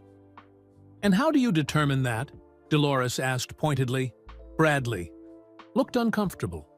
Designer clothes, expensive shoes, luxury handbags, certain watches or jewelry, things that many wealthy people don't actually wear when they're shopping casually, Michael noted. I know billionaires who wear sweatpants to buy art. Victoria's expression had grown increasingly troubled as she listened. This goes deeper than I realized, she admitted. It's not just Bradley's behavior, it's systematic. Which means the solution needs to be systematic too, Dolores said. For the next hour, the four of them discussed possibilities. Victoria proposed revamping the entire training program, with an emphasis on treating every customer with equal respect, regardless of appearance. Michael suggested changing the incentive structure to reward customer satisfaction rather than just sales volumes. And Dolores, drawing on her decades of community work, proposed something more radical. Your sales associates need to understand what it feels like to be judged by appearances, she said. Not just intellectually, but emotionally. How would we accomplish that? Victoria asked. By getting them out of this environment, Dolores replied, gesturing to the luxurious office. Have them volunteer in communities where they might be the ones who look different, who don't automatically fit in. Let them experience what it's like to be on the other side. Bradley looked startled at this suggestion. You mean like community service? I mean like community engagement, Dolores corrected gently. Not as punishment, but as education. I volunteer at a community center on the South Side. The seniors there could teach you more about dignity in an afternoon than any corporate training program could in a week. Victoria's eyes lit up with understanding. And it would connect us to the broader community in a meaningful way, not just as wealthy people doing charity work, but as human beings learning from each other. Exactly, Dolores said, smiling at how quickly Victoria had grasped the concept. Michael, who had been listening intently, finally spoke. "This is all good, but there's another dimension we should consider. Mom, you were looking for a graduation gift for Jasmine when this happened. How many other people have left this store, feeling the way you did, but didn't have someone like me to help address the situation?" Victoria looked troubled by this question. "I wish I knew. There's no way to measure opportunities lost because someone felt unwelcome." "Actually," Bradley said hesitantly, "there might be. Our security system records all interactions on the sales floor. We could review footage, look for patterns of behavior with different types of customers." "That would be a start," Michael agreed. "But it doesn't address the core issue of helping people who have already been harmed." Victoria was silent for a moment, clearly deep in thought. Then she straightened in her chair, her expression resolute. "What if we created a scholarship program?" she suggested. "For underprivileged youth interested in careers in retail or design, we could provide not just financial support, but mentorship, internships, a real pathway into an industry that has traditionally been exclusionary." Michael's expression shifted from skepticism to interest. "That could work. My foundation has experience setting up scholarship programs. We could partner on something like that. And Bradley could lead the initiative," Dolores suggested, earning surprised looks from everyone in the room, including Bradley himself. "Me?" he asked incredulously. "Yes, you," Dolores replied firmly. "You understand what not to do because you've done it. That gives you unique insight, as long as you're willing to learn and grow from this experience." Bradley looked stunned by the suggestion. I don't know what to say." "Say you'll do better," Dolores told him simply. "Not just with wealthy customers or famous ones, but with every person who walks through that door downstairs. Say you understand now that dignity isn't something that needs to be earned through wealth or status. It's the birthright of every human being." For the first time since they had entered the office, Bradley's expression completely transformed. The fear and defensiveness melted away, replaced by what appeared to be genuine remorse and understanding. "I will," he said quietly. "I promise you that, Mrs. Jordan. And I truly am sorry for how I treated you. There's no excuse for it." Victoria turned to Michael and Dolores, her expression both solemn and hopeful. "I want to thank you both, not just for bringing this issue to my attention, but for approaching it with such grace and wisdom. You had every right to be angry, to demand firing, even to go public with what happened.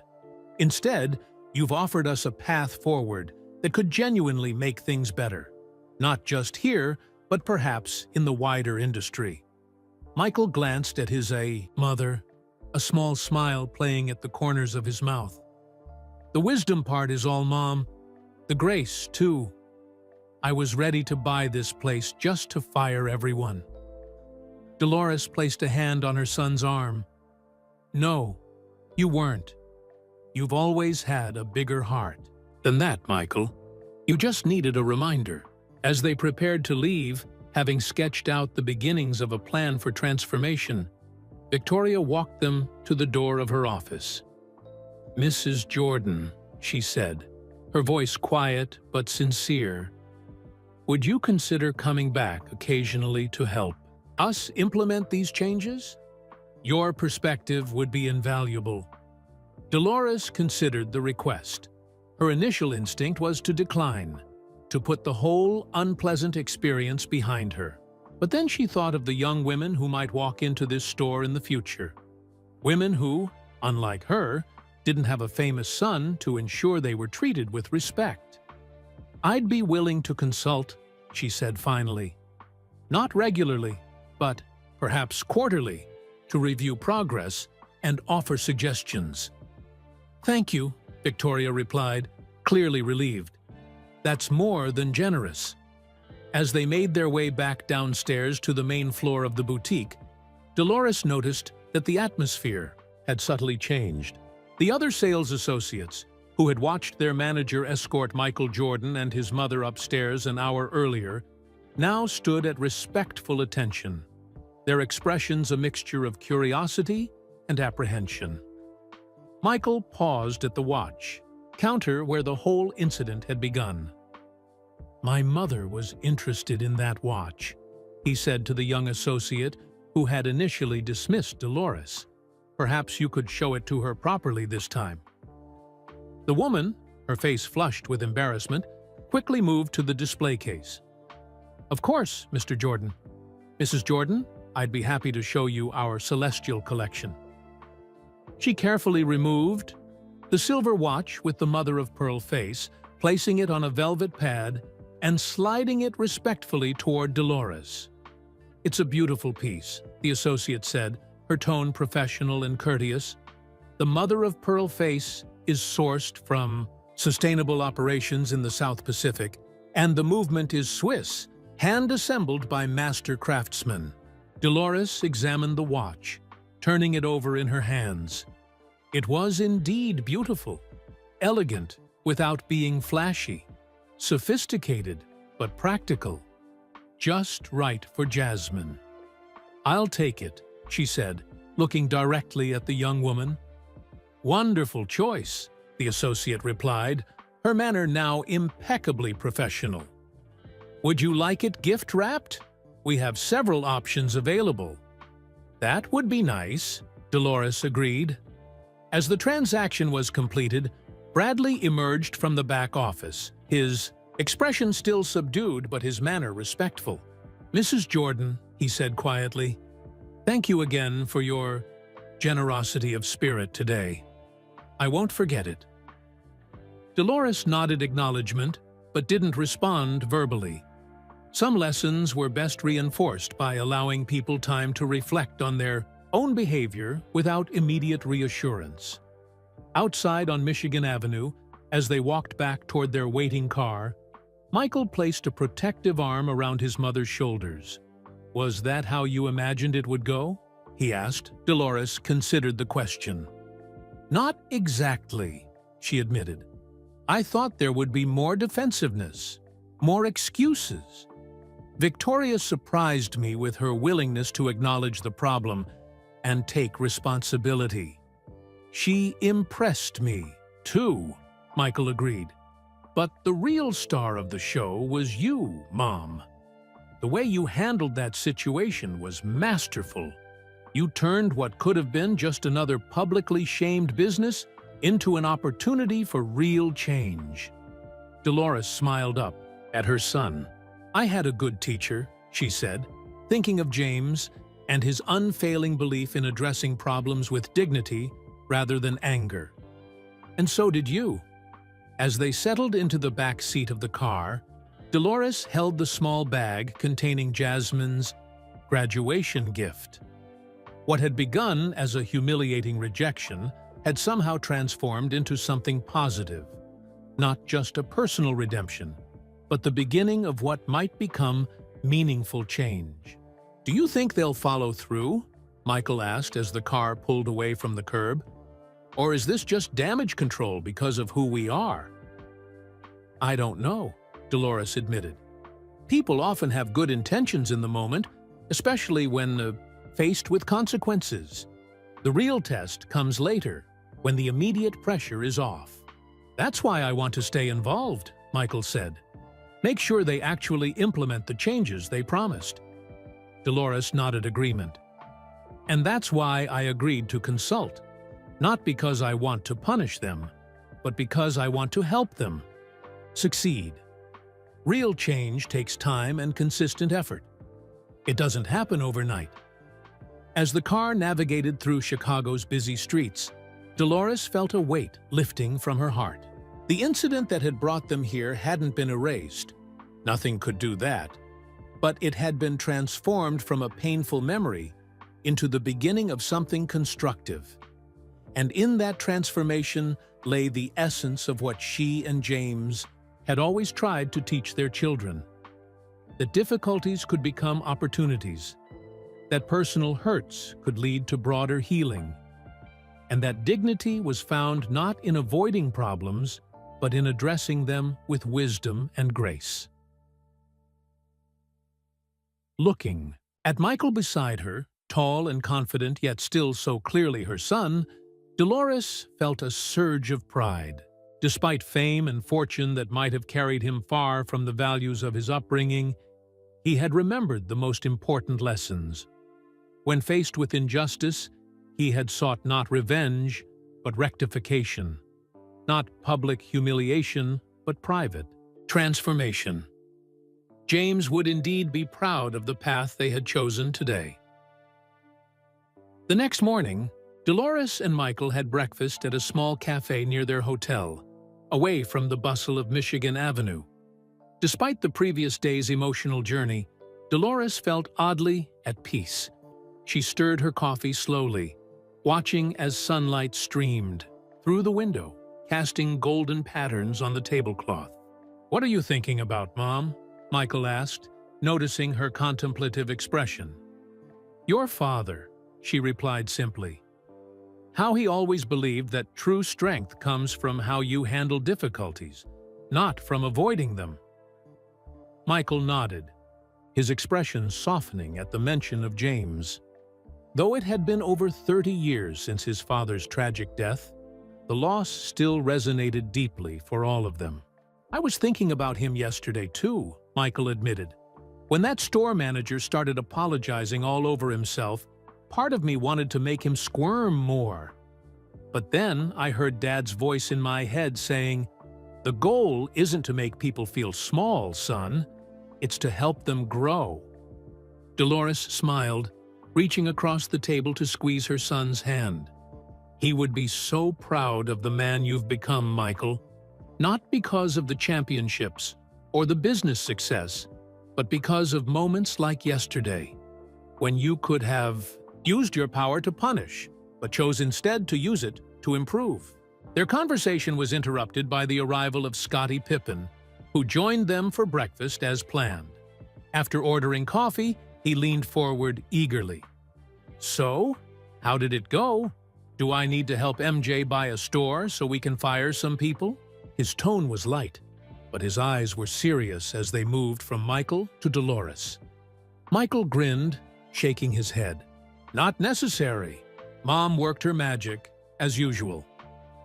As they ate, Michael and Dolores recounted the previous day's events: the initial confrontation, the meeting with Victoria Pierce, and the plans for transforming both the store's practices and its culture. "That's not what I expected," Scottie admitted when they finished. "I figured there'd be more, I don't know, consequences." "There were consequences," Dolores corrected gently. "Just not the punitive kind you're thinking of." Bradley Williams has been tasked with leading an initiative that will force him to confront his own biases and preconceptions. "That's harder than simply losing a job." Scottie looked skeptical. "You really think people can change like that? Someone who judges others by how they look or what they wear?" "I do," Dolores said firmly. "I've seen it happen throughout my life. During the civil rights era, I watched people who had held deeply prejudiced views gradually transform as they got to know individuals they had previously judged as a group." "It doesn't always work," Michael added. "Some people are too set in their ways. But Mom's right. Giving someone a chance to grow from their mistakes is often more effective than just punishing them." Scottie considered this, stirring his coffee thoughtfully. "So, what's next? You mentioned a scholarship program?" "Yes," Michael confirmed. "Victoria and I are going to work out the details. We're thinking of focusing on young people from disadvantaged backgrounds who are interested in retail, fashion, or luxury goods management. Full tuition, internships, mentoring, a real pathway into an industry that's traditionally been pretty exclusive. And I'll be consulting with them quarterly," Dolores added. helping them develop and implement their inclusivity training and community outreach programs. All because of a rude salesman, Scotty marveled, shaking his head. Only you, Mrs. Jordan, could turn an insult into an opportunity like this. After breakfast, as they walked back to their hotel, Dolores found herself reflecting on Scotty's words. It hadn't been her intention to create something positive from the incident. At first, she had simply wanted to forget it had happened. But Michael's determination to address it had opened a door that might otherwise have remained closed. In their suite, as Dolores packed for their return flight to North Carolina, her phone rang. The caller ID showed Victoria Pierce's name. They had exchanged contact information the previous day. "Mrs. Jordan," Victoria said when Dolores answered, "I hope I'm not disturbing you." "Not at all," Dolores assured her. "Is everything all right?" "Yes," Victoria replied. "Actually, better than all right. I wanted to let you know that I've been thinking all night about our conversation, and I've already taken some initial steps." "What kind of steps?" Dolores asked, sitting on the edge of the bed. "I've scheduled a meeting with my entire staff for tomorrow morning," Victoria explained. "Not just to discuss what happened with you, but to begin a broader conversation about how we interact with all our customers." "That's good to hear," Dolores said sincerely. "And Bradley has already reached out to that community center you mentioned," Victoria continued. "He's arranging to volunteer there starting next week." Dolores felt a surge of cautious optimism.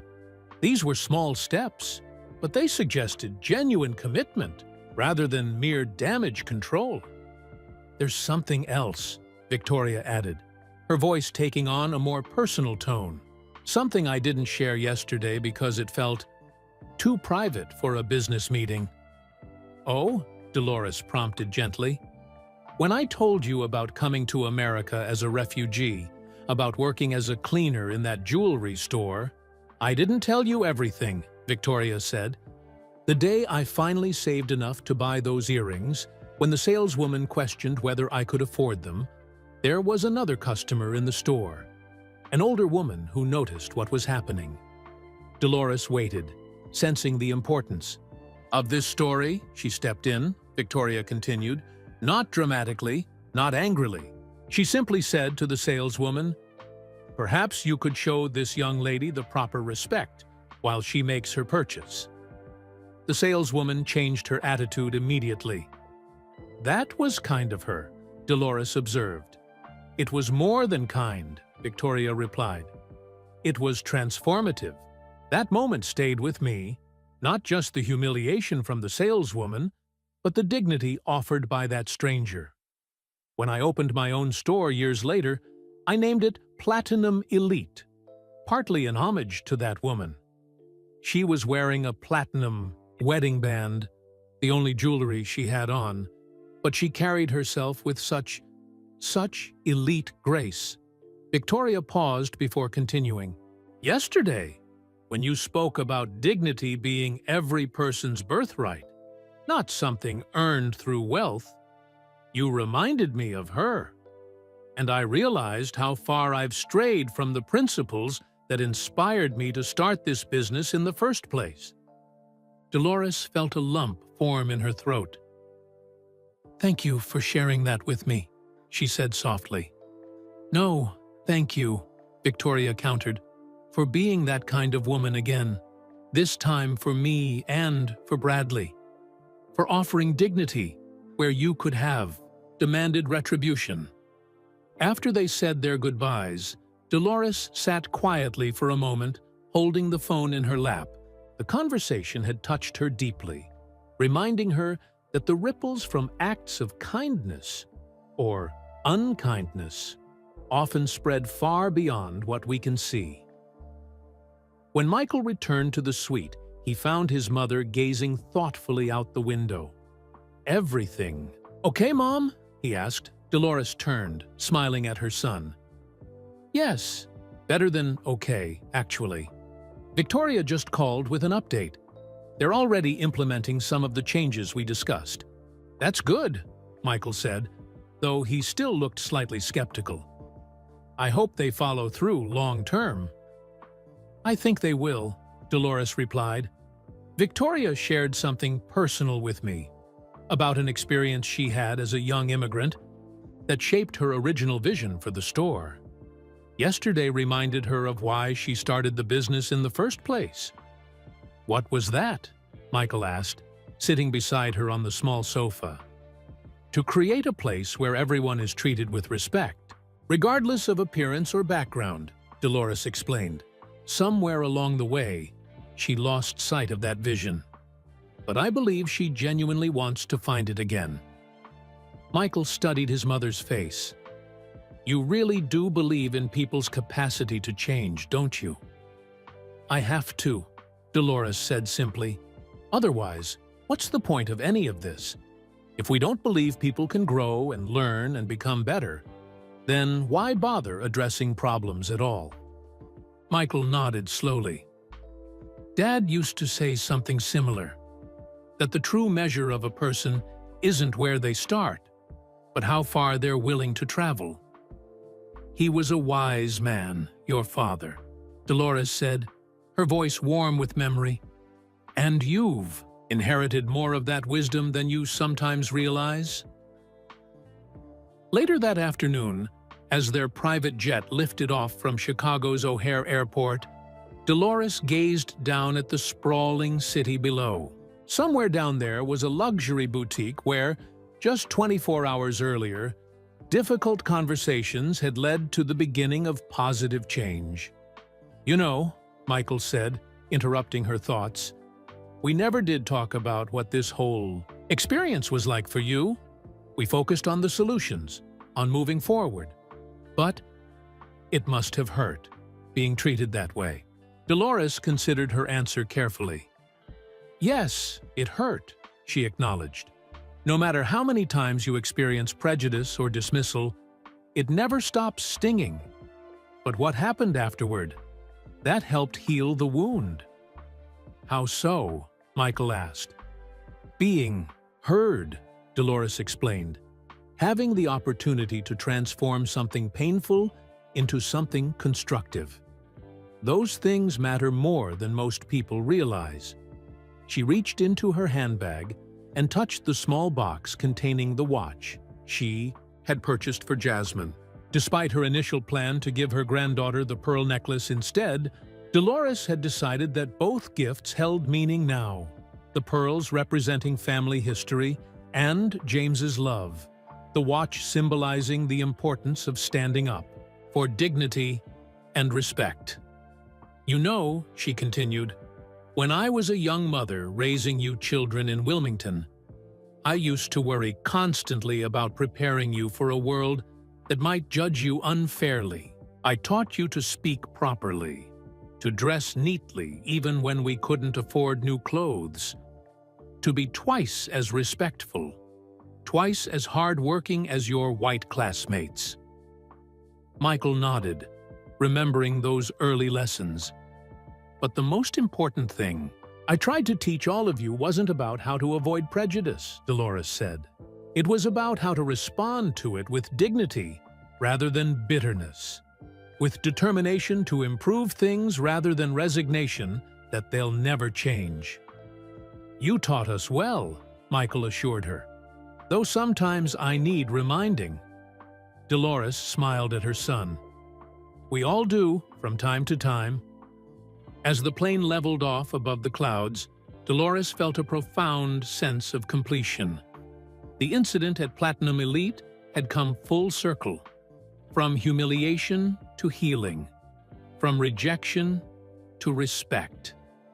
And in that journey lay a lesson not just for those directly involved, but perhaps for others as well.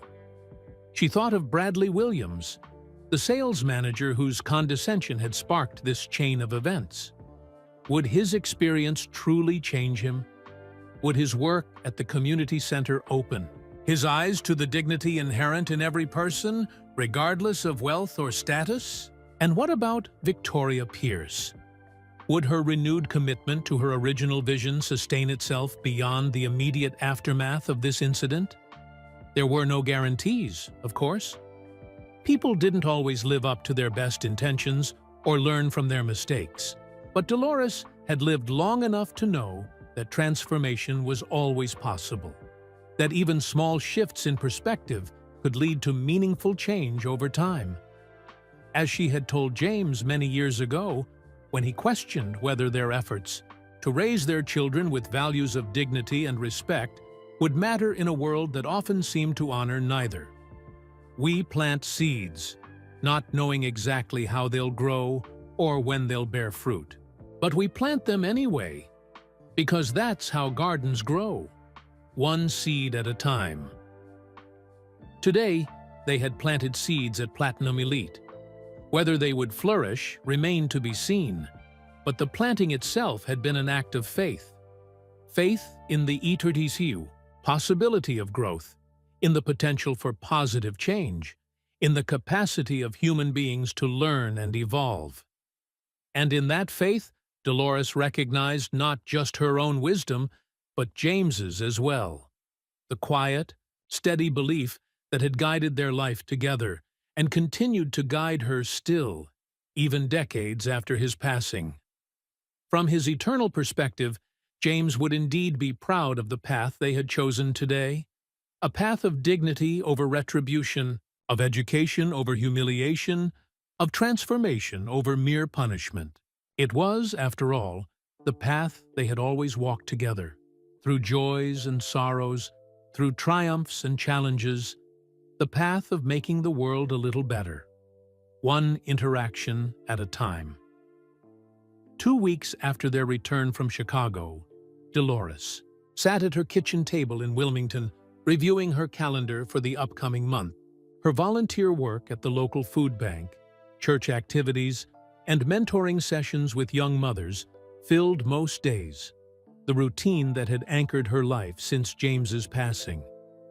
But now there was something new, a conference call scheduled, with Victoria Pierce to discuss progress on the initiatives at Platinum Elite.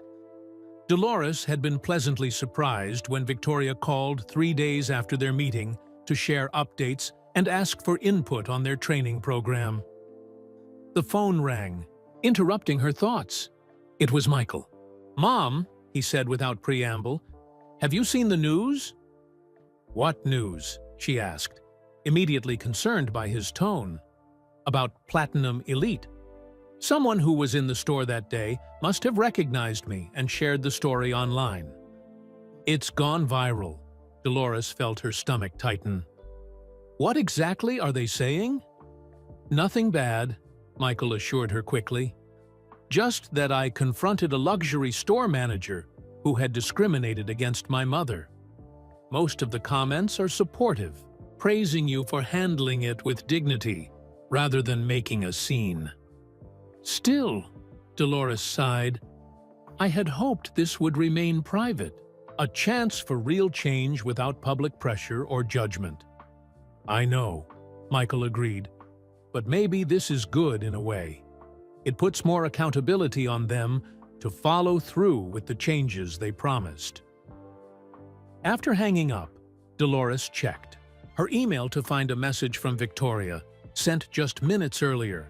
"Mrs. Jordan, you've likely heard about the social media situation.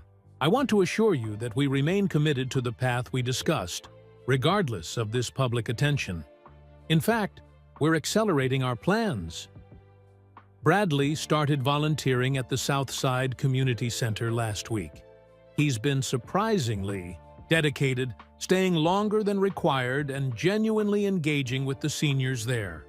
He asked me to pass along that he's learning more than he expected. "Our staff training begins tomorrow.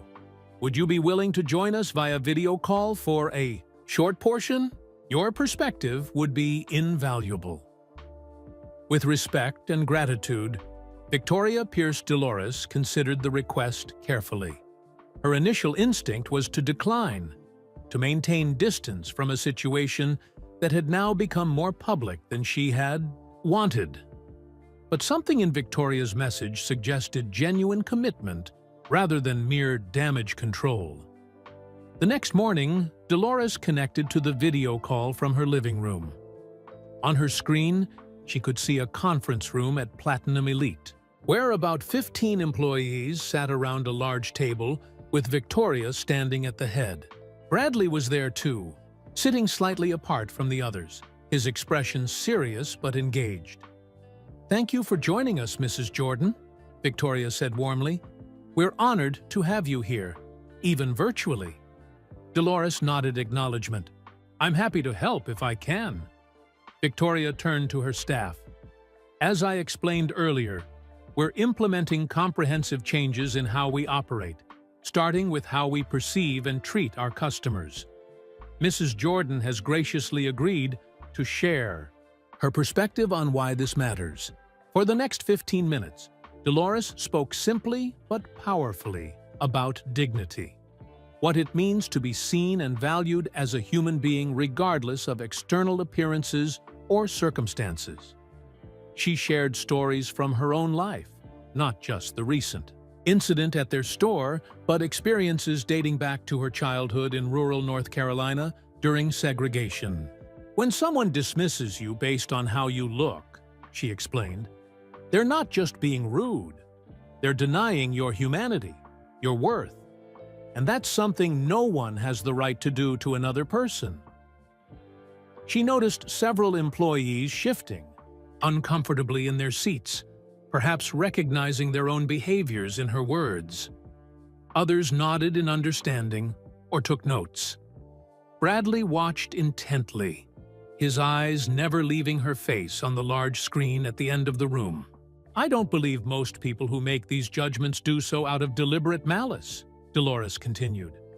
"Often, it's unconscious bias, assumptions we absorb from our environment without even realizing it. The key is becoming aware of these biases and actively working to overcome them." After she finished speaking, several staff members asked thoughtful questions. One young woman, who identified herself as a newer sales associate, tearfully admitted that she had been trained informally by more experienced colleagues to focus her attention on customers who looked the part. "I didn't question it," she said. "It seemed like just another aspect of the job. But hearing your experience, Mrs. Jordan, makes me realize how harmful that approach can be." Victoria used this moment to introduce the revised incentive structure she had developed. Instead of rewarding sales associates solely based on sales volume, the new system would include metrics for customer service quality, measured through follow-up surveys and mystery shoppers representing diverse backgrounds and appearances. "Our goal is to create an environment where everyone who walks through our doors feels valued," Victoria explained. "Not because they might be secretly wealthy or famous, but because treating people with dignity is simply the right thing to do." As the meeting concluded, Bradley asked to speak. His usual polished confidence had been replaced by something more genuine, a humbler but somehow more authentic presence. "I've been at the community center Mrs. Jordan recommended for just 1 week, he said. "Already, I've had my assumptions challenged repeatedly.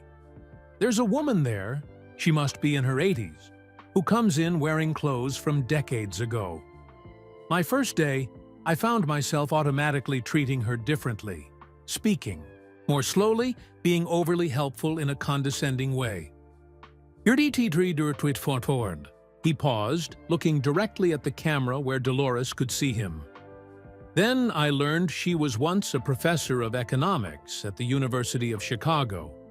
She chose to live simply so she could donate most of her salary to educational programs in underserved communities. She's probably given away more money than I'll earn in my lifetime." The room was silent as his words sank in. Bradley continued, "That's just one example of how appearances can be deceiving. But the bigger point is that it shouldn't matter who she is or what she's accomplished. Every person deserves to be treated with respect from the moment they walk in, whether they're a professor or not, whether they're wealthy or not." After the call ended, Dolores sat quietly in her living room, processing what she had witnessed. There had been a genuine quality to the meeting that gave her hope. Not rehearsed corporate language about inclusivity, but real people grappling with uncomfortable truths and seeking to do better. The following week, a small package arrived at Dolores's home. Inside was a handwritten note from Victoria. "Dear Mrs. Jordan, I thought you might appreciate this token of our ongoing commitment to the changes we discussed. It's a simple reminder that appearances rarely tell the whole story. With gratitude." Victoria, beneath the note, was a small silver pin in the shape of a door, half open, as if inviting someone to enter. Engraved on its surface were the words, "Dignity opens doors." Victoria had included a brief explanation. The pin was now part of the standard uniform for all Platinum Elite staff, a daily reminder of the store's renewed commitment to treating every customer with equal respect. Meanwhile, Michael had been working with his foundation team to develop the scholarship program they had discussed. One evening, he called Dolores to share their progress. "We're calling it the Dignity Initiative," he explained. "It will provide full scholarships for 10 students annually from underrepresented backgrounds to study retail management, fashion design, or luxury brand marketing." "That sounds wonderful," Dolores said warmly. "But here's the best part," Michael continued, excitement evident in his voice. "Victoria isn't just contributing financially. She's arranging internships at Platinum Elite and at other high-end retailers in her network. And Bradley has volunteered to be a mentor in the program." "Bradley?" Dolores asked, surprised. "Is he qualified for that?" "Actually, yes," Michael replied. "Before he went into luxury retail, he taught business courses at a community college. But beyond that, Victoria says he's been transformed by his experience at the community center. He's there 3 days a week now, not just the one day they initially agreed on." Dolores felt a cautious optimism growing. Perhaps real change was possible after all. Not just surface-level adjustments to avoid bad publicity, but genuine transformation of hearts and minds. The news story about the incident continued to spread, with business publications picking it up as an example of how companies could respond constructively to instances of bias. Several other luxury retailers reached out to Victoria for advice on implementing similar training programs, leading to discussions about an industry-wide initiative. 3 months after their Chicago visit, Dolores received an invitation to speak at a retail industry conference about creating inclusive customer experiences. Her first instinct was to decline. Public speaking had never been her preference, and the growing attention made her uncomfortable. But when Michael called to discuss it, he offered a perspective she hadn't considered. "Think about it, Mom," he said. "How many other people have experienced what you did, but didn't have the means to address it? Your story could help change how an entire industry operates." Dolores sighed. "I never wanted to be the face of this issue, Michael. I just wanted to buy a watch for my granddaughter without being judged by how I was dressed." "I know," Michael replied gently. "But sometimes life puts us in positions we didn't choose for purposes we couldn't have imagined. Dad used to say that, remember?" She did remember. It had been one of James's favorite sayings during difficult times, that challenges often contained hidden opportunities to make a difference. After careful consideration, Dolores agreed to speak at the conference, but with conditions. No media, interviews, no photographs, and she would share the platform with Victoria and Bradley to focus on solutions rather than just highlighting problems. The conference organizers readily agreed, and plans were made for Dolores to travel to New York in June, a trip that would coincide with Jasmine's graduation from UNC. The weekend before her departure, Dolores received another unexpected call, this time from Bradley Williams himself. "Mrs. Jordan," he began, his voice hesitant. "I hope I'm not overstepping by calling you directly. Victoria provided your number, but if this is unwelcome—" "It's fine, Mr. Williams," Dolores assured him, curious about the purpose of his call. "How can I help you?" "Actually, I'm calling to thank you," he said. "These past months have been transformative for me. The work at the community center especially.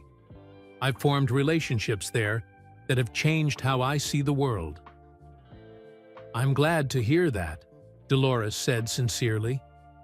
"There's something specific I wanted to share," Bradley continued. "Yesterday, a woman came into the store wearing clothes that, 3 months ago, would have led me to assume she couldn't afford our products. My old self would have steered her toward less expensive items or suggested she might be more comfortable elsewhere." He paused before continuing. "Instead, I greeted her exactly as I would any customer. I showed her the pieces she was interested in, explained their features, and treated her with complete respect.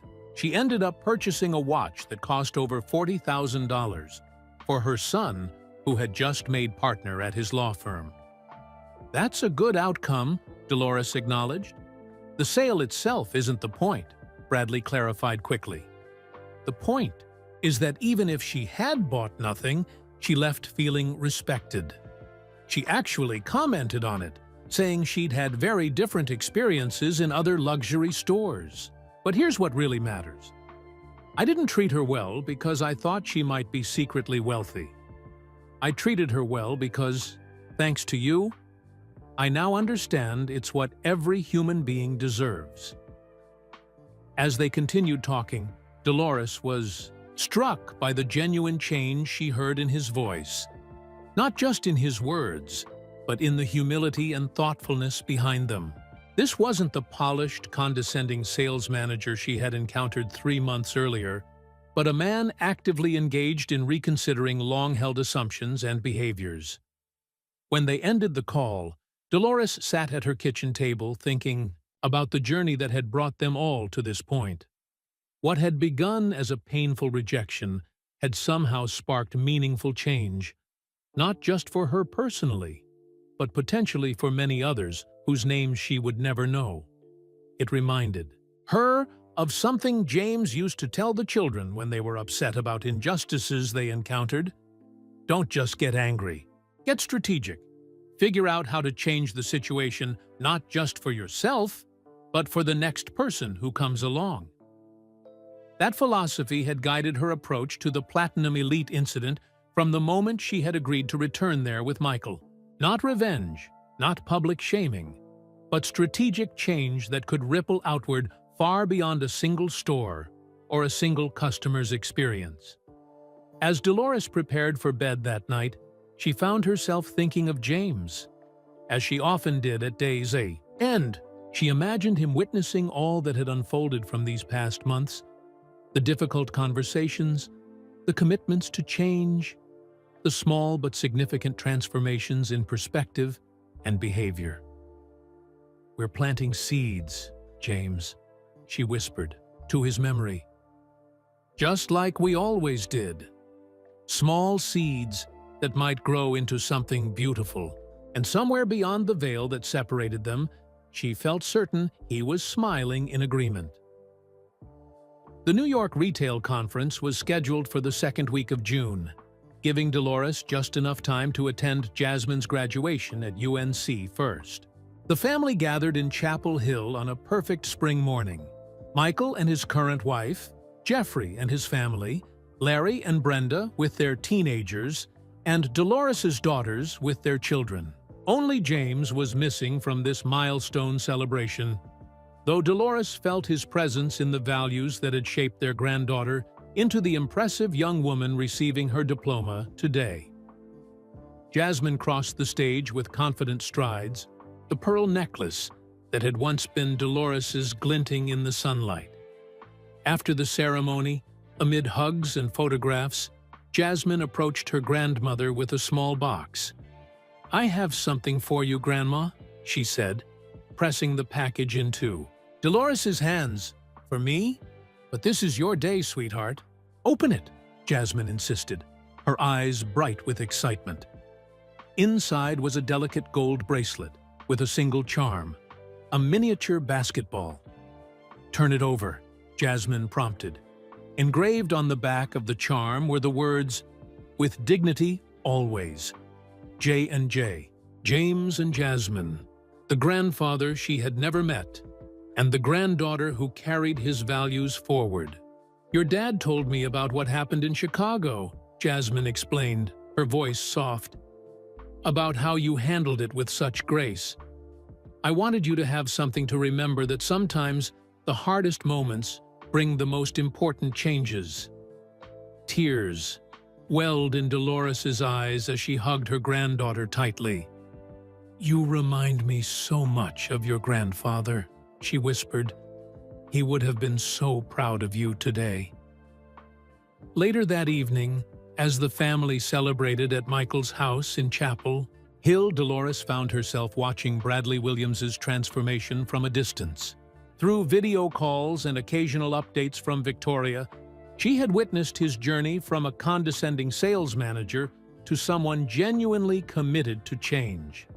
The most striking development had been his deepening involvement with the South Side Community Center. What had begun as a required volunteer assignment had evolved into a personal mission. Bradley now spent 3 afternoons a week there, not just serving meals or organizing activities, but forming real relationships with the seniors who frequented the center. Mom? Michael's voice interrupted her thoughts. Everything okay? You've been quiet tonight. Dolores smiled, touching the new bracelet on her wrist. I'm fine, just thinking about unexpected journeys. Like Bradley Williams? Michael guessed, sitting beside her on the patio where she had sought a moment of quiet. Partly, she admitted. It's remarkable how people can change when given the opportunity. Michael nodded thoughtfully. Victoria sent me a video last week of Bradley leading a training session for new employees. It was impressive. The guy genuinely gets it now. What exactly does he get? Dolores asked, curious about her son's assessment. That respect isn't something you earn through wealth or status, Michael replied. That it's the baseline everyone deserves just for being human. Dolores smiled, hearing her own words echoed back to her. That's what your father always taught you, children. Respect first, judgments later, if at all. As they sat in companionable silence, watching fireflies begin to appear in the gathering dusk, Michael asked, Are you ready for New York next week? The conference organizers called me again, trying to get you to do press interviews beforehand. And I'm still declining, Dolores said firmly. This isn't about publicity, Michael. It's about creating meaningful change. 3 days later, Dolores arrived in New York, accompanied by Michael, who had insisted on joining her despite his busy schedule. Victoria and Bradley met them at their hotel, where they gathered in a private meeting room to prepare for the next day's panel discussion. Bradley looked different than Dolores remembered, less polished somehow, but more genuine. The expensive suit and flashy tie had been replaced by more subdued attire, and the condescending smile was gone, replaced by a thoughtful, slightly nervous expression.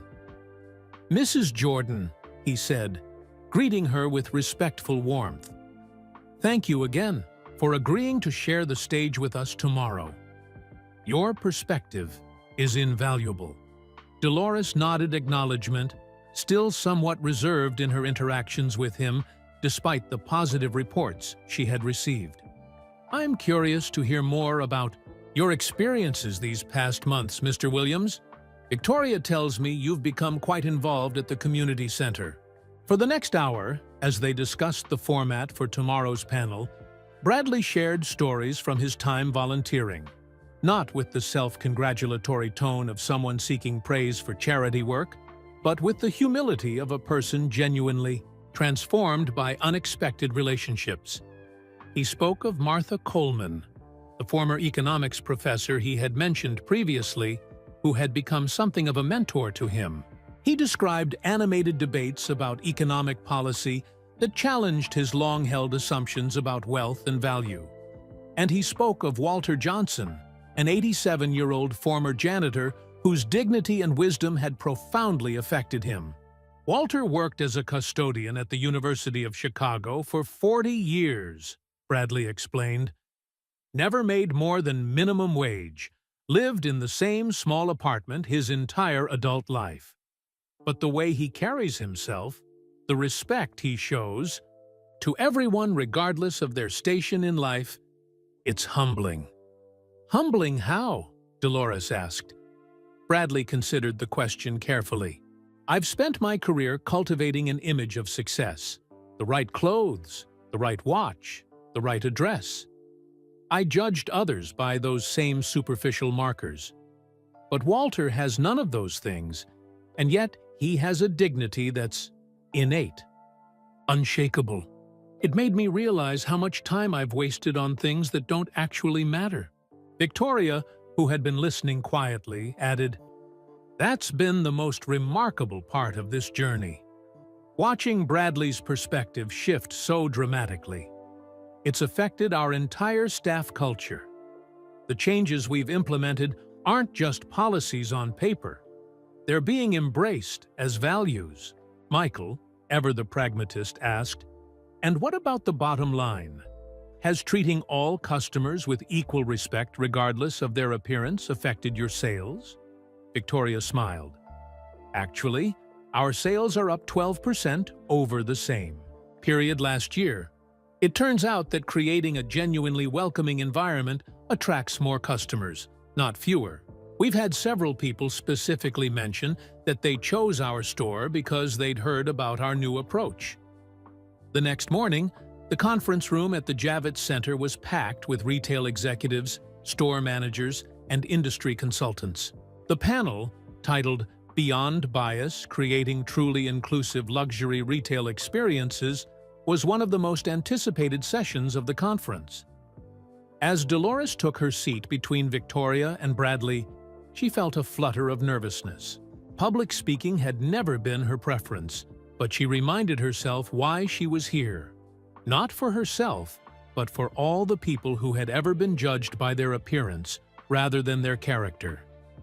The moderator, a respected retail industry journalist, opened with a brief overview of the incident at Platinum Elite, carefully framed not as a scandal, but as a catalyst for positive change. Then she turned to Dolores. "Mrs. Jordan, can you share with us what that experience was like for you, and why you chose to address it the way you did?" Dolores leaned toward the microphone, her voice steady and clear. "What happened to me at Platinum Elite is something many people experience every day, being judged by appearance rather than character. The difference is that I had resources most people don't, a famous son, and the confidence that comes from decades of life experience." She paused, looking out at the sea of attentive faces. "I chose to address it not through public shaming or retribution, but through education and transformation. My late husband James and I always taught our children that true change comes not from tearing down, but from building up, not from punishment, but from growth." For the next hour, the panel discussed practical strategies for creating retail environments where all customers feel valued. Victoria shared specific policies they had implemented, from revised training protocols to new incentive structures that rewarded customer service quality over mere sales volume. But it was Bradley's contribution that seemed to resonate most powerfully with the audience. He spoke with raw honesty about his own biases, about how readily he had judged customers based on superficial characteristics, and about the profound shift in perspective that had come from his experiences at the community center. "I was the problem," he admitted frankly. "Me and thousands of others like me in retail environments across the country. People who have been trained to equate worth with wealth, to make snap judgments based on appearance. And the truth is, we're not just hurting potential customers when we do this. We're hurting ourselves by limiting our understanding of human value to the narrowest possible metrics. A retail executive in the front row raised her hand during the question period. "This all sounds admirable," she said, "but how do you balance inclusivity with the exclusive nature of luxury retail? Isn't the whole point of luxury that not everyone can access it?" Bradley leaned forward, his response immediate and passionate. Luxury should be exclusive based on price point, not on how someone looks when they walk through the door. True luxury isn't about making people feel excluded. It's about exceptional quality, craftsmanship, and service available to anyone who values and can afford it. Victoria nodded agreement. "We've discovered that treating everyone with equal respect actually enhances the luxury experience for all our customers. It creates an environment of genuine graciousness rather than artificial exclusivity." When the panel concluded, Dolores was surprised by the number of retail executives who approached her privately, many sharing similar stories of bias they had witnessed or, in some cases, perpetuated in their own establishments. Several asked for her input on training programs they were developing, while others simply wanted to express appreciation for her willingness to share her experience. One older gentleman, the owner of a high-end watch boutique in Boston, shook her hand with tears in his eyes. "My mother would have faced the same treatment in many stores," he said quietly, "including, I'm ashamed to say, possibly my own. That changes today." That evening, Michael hosted a small dinner in a private room at a renowned New York restaurant. The guests included Victoria, Bradley, and several retail industry leaders who had expressed genuine interest in implementing similar changes in their own establishments.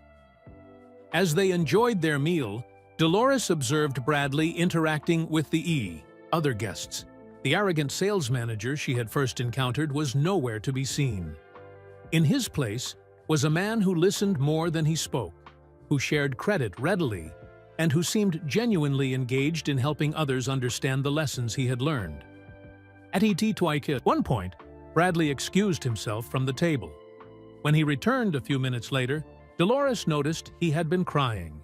Concerned, she approached him when the opportunity presented itself. "Is everything all right, Mr. Williams?" she asked gently. Bradley nodded, composing himself. "Yes, I just received a text from Walter, the gentleman I mentioned from the community center. He watched the live stream of our panel today. He said," Bradley's voice caught. "He said he was proud of me. That my grandmother would have been proud too." "Your grandmother?" Dolores inquired. "She raised me after my parents died," Bradley explained. "She worked as a housekeeper for wealthy families in New York. When I was young, she would sometimes take me with her to work during school breaks. I saw how those families treated her, like she was invisible, less than human." He paused, visibly struggling with the memory. "I promised myself then that I would never be in her position, that I would be on the other side, the side with power and status. Somewhere along the way, I became exactly what I had hated as a child." Dolores placed a gentle hand on his arm. "But now you've remembered who you really are," she said softly. "The grandson who recognized injustice and wanted to fight against it." Bradley nodded, blinking back tears. "Walter reminds me of her. The same quiet dignity, the same kindness despite how the world has treated him. When he said she would be proud," he shook his head, unable to continue. In that moment, Dolores saw Bradley not as the man who had humiliated her in a luxury boutique, but as a human being carrying his own wounds and history. Someone who had lost his way, but was finding it again, step by step. "Your grandmother is proud," she said with quiet certainty. just as James is proud of what we're doing here today.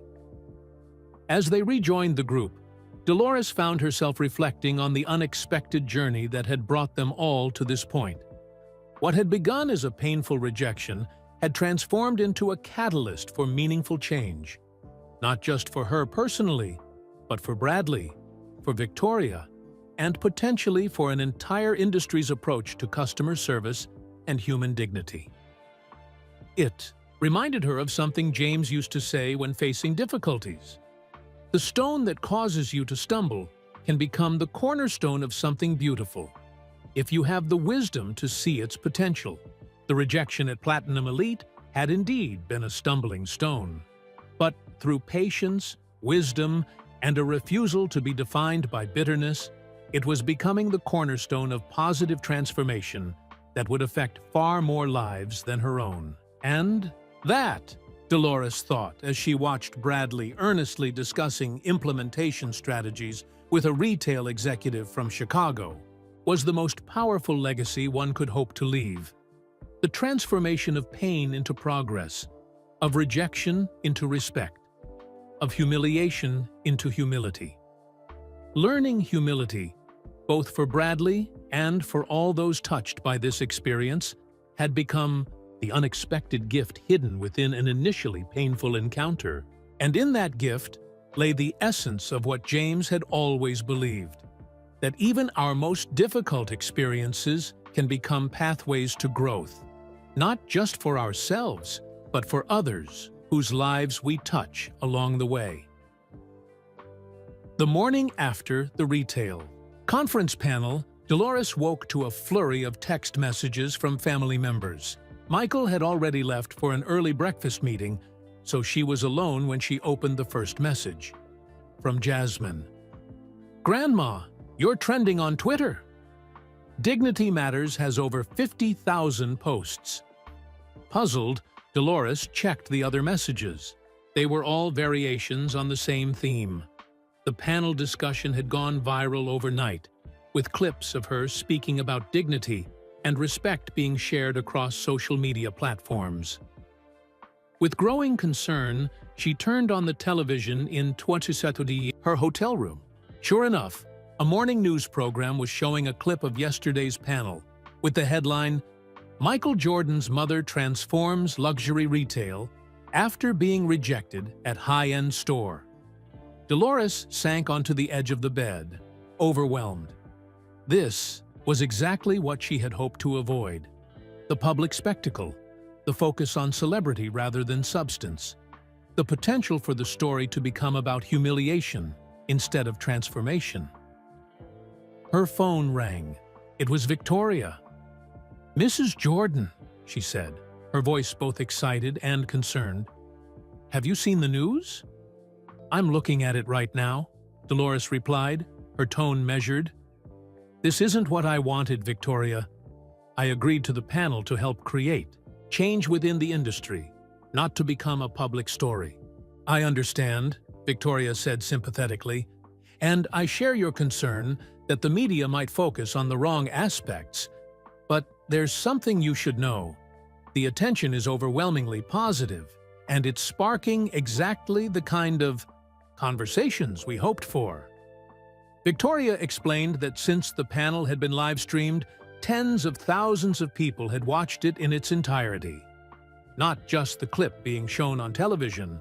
Social media was filled with thoughtful discussions about unconscious bias, about dignity in customer service, about the difference between exclusivity based on price point versus exclusivity based on appearance or background.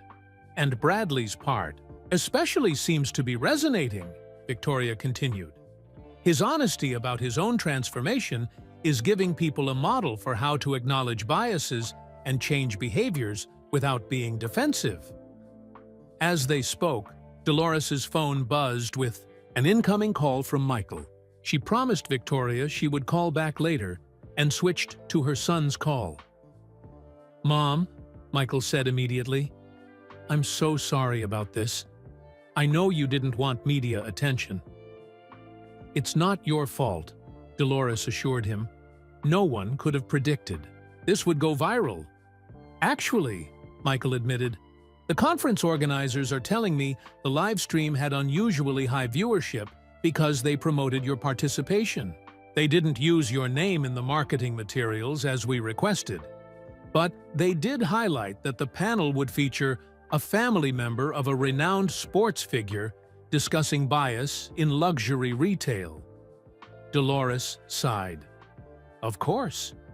Even without using her name directly, the organizers had found a way to leverage Michael's fame to draw attention to the panel. What matters now, Michael continued, is how we handle this. Do you want me to issue a statement asking for privacy? Or should we use this opportunity to amplify the message about dignity and respect? It was a question Dolores had never expected to face. Throughout Michael's career, she had deliberately stayed in the background, supporting him privately while avoiding public attention. When James was killed in 1993, she had declined all interview requests despite intense media interest. Even when Michael established their family foundation, she had participated quietly, focusing on the work rather than the recognition. But this situation felt different. The message being shared about treating all people with respect, regardless of appearance or background, was one she and James had spent their lives trying to instill in their children. Perhaps this unexpected platform was an opportunity to extend that teaching beyond their family circle. No statement, she decided, but no interviews either. Let the panel speak for itself. If the conversation stays focused on the issues rather than on me personally, that's a positive outcome. By noon, the story had spread to major news outlets across the country. Most focused respectfully on the substance of the panel rather than sensationalizing the original incident, though a few tabloids took a more dramatic approach with headlines like, "Jordan's mom gets revenge on snobby store manager." Victoria called again, this time with unexpected news. The National Retail Federation wants to develop an industry-wide training program based on our approach at Platinum Elite. They're asking if you would consider being involved as an advisor. Dolores's initial instinct was to decline. She had never sought a public role, and the growing attention made her uncomfortable. But then she thought of all the people who experienced what she had at Platinum Elite without having the resources or platform to address it. "I'll consider it," she told Victoria, "but only if Bradley is involved as well." His perspective as someone who has recognized and overcome his own biases is essential. That afternoon, Dolores met with Michael, Victoria, and Bradley in the hotel's private conference room to discuss how to respond to the growing media interest. As they talked, Bradley's phone kept buzzing with notifications. "I'm sorry," he said, checking the screen and looking increasingly astonished. This is overwhelming. Store managers and sales associates from across the country are reaching out to me privately, sharing similar experiences, and asking how to implement changes in their own establishments." "That's encouraging," Michael observed. "It suggests the impact could go well beyond Platinum Elite." Victoria nodded agreement. "The question is how to sustain this momentum once the initial media interest fades. That's always the challenge with viral stories. They create awareness, but not necessarily lasting change. Unless," Dolores suggested quietly, "we develop structures to support ongoing transformation, like the scholarship program and the training initiative we've been discussing." As they continued planning, a hotel staff member knocked on the door with an urgent message for Dolores. To her surprise, it was from Martha Coleman, the former economics professor who had become Bradley's mentor at the community center. "She's in the lobby," the staff member explained. "She saw the panel online and took a train from Chicago this morning. She says it's important." Curious and slightly concerned, Dolores asked that Martha be shown to their meeting room. Moments later, an elegant elderly woman entered, leaning lightly on a cane. Despite her obviously dated clothing, she carried herself with unmistakable dignity. Mrs. Jordan, she said, extending her hand. I'm Martha Coleman. I apologize for interrupting, but after watching your panel yesterday, I felt compelled to speak with you directly. Bradley immediately stood to offer Martha his chair, his manner respectful and warm as he introduced her to the others. Professor Coleman has been instrumental in my education these past months, he explained, though she would say she's merely been reminding me of things I should have known all along. Martha smiled at him affectionately before turning back to Dolores. I've lived 82 years as a black woman in America, she said directly. I've been followed in stores, ignored by salespeople, and treated as if I couldn't possibly afford quality goods, despite being a tenured professor with more than adequate resources. She paused, her gaze intense. What you and Bradley and Ms. Pierce are doing isn't just about improving customer service or increasing sales. It's about human dignity at the most fundamental level. And I want to help. Martha explained that she had taught consumer economics for 30 years, focusing specifically on patterns of discrimination in retail environments. She had published extensive research on how unconscious bias affected customer experiences and sales outcomes. The data is clear, she stated firmly. Businesses that practice equitable treatment of all potential customers outperform those that don't, not just in terms of public perception, but in actual sales figures. Yet the practices persist because they're deeply ingrained and rarely challenged directly. For the next hour, Martha shared insights from her decades of research and personal experience, offering concrete suggestions for how the nascent Dignity Initiative could be structured. For maximum impact, what you need, she concluded, is a comprehensive approach that addresses both the business case and the ethical imperative. Retailers respond to profit motives, but lasting change requires appealing to deeper values as well. By the time Martha left, promising to send relevant research papers and to participate in future planning calls, the small group had a much clearer vision for how to transform their response to a single incident into a movement for industry-wide change. As they continued refining their plans into the evening, Dolores found herself reflecting on how utterly unexpected this entire journey had been. 3 months ago, she had simply wanted to buy a watch for her granddaughter's graduation. Now she was somehow at the center of an emerging initiative to transform retail practices across the country. The irony wasn't lost on her. James had always taught their children that true influence comes not from seeking the spotlight, but from standing firm in your principles, even when no one is watching. Yet, here she was, suddenly visible to millions, because she had done exactly that. Quietly maintained her dignity in the face of disrespect, then chosen transformation over retribution when given the opportunity to respond. The next morning, as Dolores prepared to return to Wilmington, Michael arrived at her hotel room with a thick folder. The National Retail Federation sent over their proposal for the Dignity Initiative, he explained. They're suggesting a 3-pronged approach: industry-wide training standards, a certification program for retailers who meet specific inclusivity benchmarks, and the scholarship program we discussed for underrepresented youth entering the field. Dolores leafed through the detailed proposal, impressed by how quickly the organization had moved to develop a substantive response rather than merely issuing a public statement of support. And they want to announce it next week, Michael continued, with you, Victoria, and Bradley as founding advisors. Martha Coleman, too, if she's willing. Dolores closed the folder, suddenly overwhelmed by the scope of what was unfolding. Michael, I never intended any of this. I just wanted to be treated with respect while shopping for Jasmine's graduation gift.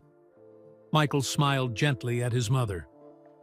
I know, Mom, but sometimes our smallest actions have the biggest impacts. Dad used to say that, remember? that we never know which seemingly minor choice might turn out to be the pebble that starts an avalanche of change. She did remember. It had been one of James's favorite sayings when their children were discouraged about the slow pace of progress on issues they cared about. "Keep doing what's right," he would tell them. "You never know which small act of courage or kindness might be the one that finally breaks through." As their car headed toward the airport later that morning, Dolores's phone rang with a call from Jasmine. "Grandma," her granddaughter said excitedly, "have you seen what's happening online? People are sharing stories with the hashtag #MyDignityMoment, times when they stood up for their own dignity or someone else's in retail settings. It's amazing." Dolores hadn't seen this development, having deliberately avoided social media since the panel went viral.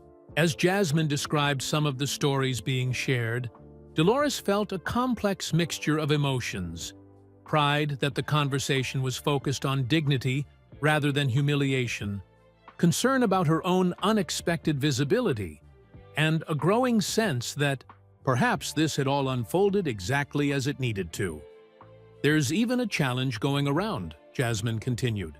"People are asking luxury retailers to have their executives and sales staff volunteer in community centers or other settings where they interact with people different from their usual clientele. They're calling it the Bradley Williams Challenge. Because of what he said in the panel about how volunteering changed his perspective." That made Dolores smile. Despite her initial reservations about Bradley, she had come to believe in the authenticity of his transformation. The fact that others were finding inspiration in his journey from bias to awareness was perhaps the most hopeful sign that lasting change might emerge from this unexpected sequence of events. Back in Wilmington the next day, Dolores returned to her normal routine, volunteering at the food bank, mentoring young mothers through her church program, tending her garden in the peaceful solitude that had always restored her spirit. But even here, ripples from the viral panel discussion had reached her community. Several volunteers at the food bank had seen the panel online and greeted her with newfound respect. Her pastor mentioned the hashtag campaign during Sunday service, connecting it to biblical teachings about human dignity and worth. And when she stopped at a local boutique to buy a birthday gift for her neighbor, the young sales associate recognized her and shared that the store owner had instituted new training procedures after watching the panel. A week later, as promised, the National Retail Federation announced the formal launch of the Dignity Initiative, with Dolores, Victoria, Bradley, and Martha Coleman named as founding advisors. The announcement generated another wave of media coverage, but this time, Dolores was better prepared for the attention. With guidance from Michael's public relations team, she issued a simple written statement emphasizing that the initiative wasn't about her personal experience, but about addressing a widespread issue that affected countless shoppers every day.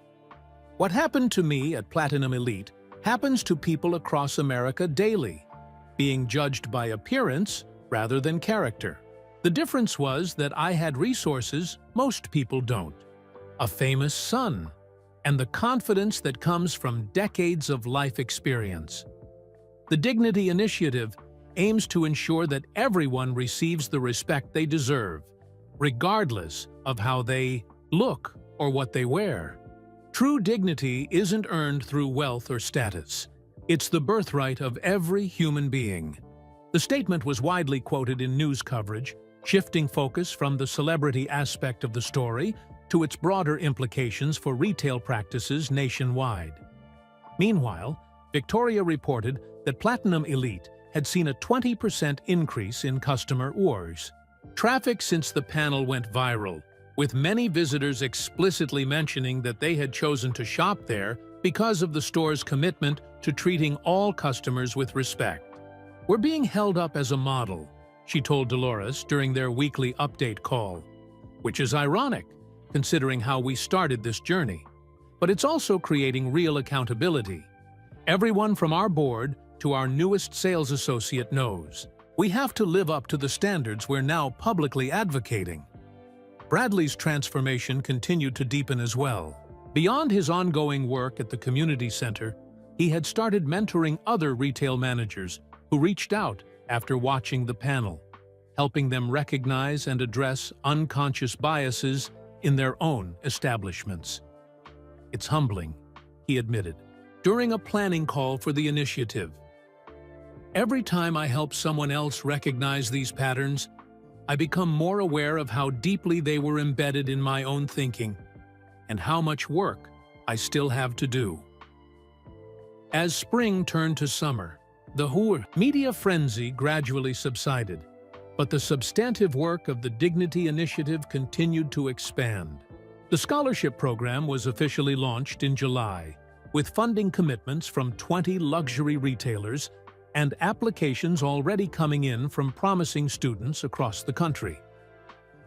The training standards were being developed by a team of experts including Martha Coleman, with input from retail professionals, consumer advocates, and diversity specialists. And the certification program was taking shape, with clear benchmarks for retailers to demonstrate not just commitment, but actual implementation of inclusive practices. Through it all, Dolores maintained her role as an advisor, offering wisdom and perspective drawn from her decades of life experience, but carefully avoiding becoming the public face of the initiative. That role increasingly fell to Bradley, whose openness about his own journey from bias to awareness made him an effective spokesperson for the possibility of genuine change. One evening in early August, as Dolores sat on her porch watching fireflies appear in the gathering dusk, her phone rang with a call from Victoria. "Mrs. Jordan," Victoria said, her voice vibrant with excitement, "I wanted you to be the first to know. The Council of Fashion Designers of America has decided to adopt our training standards as part of their industry guidelines. This means every major designer in America will be encouraged to implement the practices we've developed." "That's wonderful news," Dolores replied sincerely. "It suggests the impact will extend well beyond individual stores." "It's all because of you," Victoria continued. "Your dignity in the face of disrespect, your wisdom in transforming that moment into an opportunity for growth rather than just punishment. It's changed everything, not just for Platinum Elite, but potentially for an entire industry." After they hung up, Dolores remained on the porch, contemplating how far this journey had taken them from its unexpected beginning. What had started as a painful rejection had somehow become the catalyst for meaningful change, not just in one store or for one customer, but potentially for countless others whose names she would never know. The news was spreading, carrying with it not just the story of what had happened at Platinum Elite, but the possibility that dignity, once recognized as a universal human right rather than an earned privilege, might transform relationships far beyond the world of luxury, retail. And in that possibility lay the fulfillment of what James had always believed, that our most difficult experiences often contain the seeds of our most significant contributions. If we have the wisdom to nurture those seeds with dignity, rather than bitterness, with purpose rather than resentment, with a commitment to improving the future rather than merely rectifying the past. The ripples from the Platinum Elite incident continued to spread throughout the summer and into early fall. What had begun as a personal slight in a Chicago boutique had evolved into a movement that was reshaping practices across the luxury retail industry. Dolores watched this transformation with quiet amazement, still somewhat uncomfortable with her role as catalyst, but increasingly convinced of the importance of the work being done. In late August, the National Retail Federation held a special summit in Chicago focused on inclusive customer service practices. Industry leaders from across the country gathered to discuss implementation of the Dignity Initiative guidelines. Though Dolores had initially declined to attend, Michael persuaded her that her presence would lend weight to the proceedings. "You don't have to speak," he assured her. "Just being there will remind everyone that this isn't about abstract policies. It's about real people and real experiences." The summit was held at a downtown hotel just blocks from Platinum Elite. As Dolores entered the conference center on the first morning, she was stunned by the turnout. Over 300 retail executives, store managers, and customer service trainers filled the main hall, with another 200 participating virtually. Victoria met her at the entrance, elegant, as always in a tailored suit, the small silver door pin that had become Platinum Elite's symbol of inclusion gleaming on her lapel. "Mrs. Jordan," she said warmly, embracing Dolores, "thank you for coming. You won't believe the interest this has generated. We had to close registration 2 weeks ago because we reached capacity." As they moved through the crowded lobby, Dolores noticed something surprising. Many of the attendees were wearing pins similar to Victoria's, though each retail organization had created its own unique design around the same theme of open doors and welcome. "It's become something of a movement," Victoria explained, noticing Dolores's observation. "Retailers are developing symbols to communicate their commitment to inclusive practices, not just to customers, but to their own staff as reminders of their values." The opening session featured a panel of retail executives discussing how they were implementing the Dignity Initiative guidelines in their own establishments. The CEO of a major department store chain described how they had completely revamped their employee incentive structure, shifting from a focus on sales volume to customer satisfaction across all demographics. "We're measuring success differently now," he explained. "It's not just about how much merchandise moves off the shelves. It's about whether every customer feels valued during their shopping experience, regardless of how they're dressed or what they ultimately purchase." A luxury handbag designer shared how her company had instituted a reverse shopping exercise as part of their training, sending sales associates into stores where they might feel out of place or judged based on their appearance. "It's transformative," she said. "Experiencing firsthand what it feels like to be dismissed or overlooked has completely changed how our team approaches customer service." Throughout the morning sessions, Dolores noticed Bradley moving through the crowd, engaged in intense conversations with various attendees. He had become something of a celebrity within the industry, not because of his privileged position as a luxury store manager, but because of his willingness to acknowledge past mistakes and embrace genuine change. During the lunch break, Dolores found a quiet corner where she could observe without being the center of attention. To her surprise, Martha Coleman joined her, maneuvering carefully with her cane through the crowded dining area. "Quite something, isn't it?" Martha said, settling into the chair beside Dolores. All these fancy retailers suddenly discovering the value of basic human dignity. Her tone was wry, but not bitter. "Do you think it's sincere?" Dolores asked, valuing the older woman's perspective. "Or just good publicity?" Martha considered the question. "Both, probably, in varying degrees, depending on the individual. But sincerity isn't always the most important measure of progress. Sometimes behavior changes first, and hearts follow later." She gestured toward Bradley, who was now engaged in animated conversation with a group of young sales associates from various high-end stores. "Take your friend Bradley there. Did he start this journey with the purest of intentions? Hardly. He was trying to save his job and his reputation. But somewhere along the way, the experience became genuine for him." Dolores nodded thoughtfully. "That's true of most growth, I suppose. We rarely choose our most transformative experiences. They choose us." "Exactly," Martha agreed. "And that's what makes this movement potentially sustainable. It didn't start. with corporate consultants creating a top-down diversity initiative.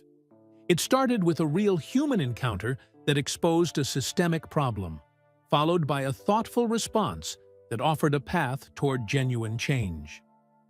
After lunch, the summit shifted to workshop sessions where attendees could learn specific implementation strategies for the Dignity Initiative guidelines.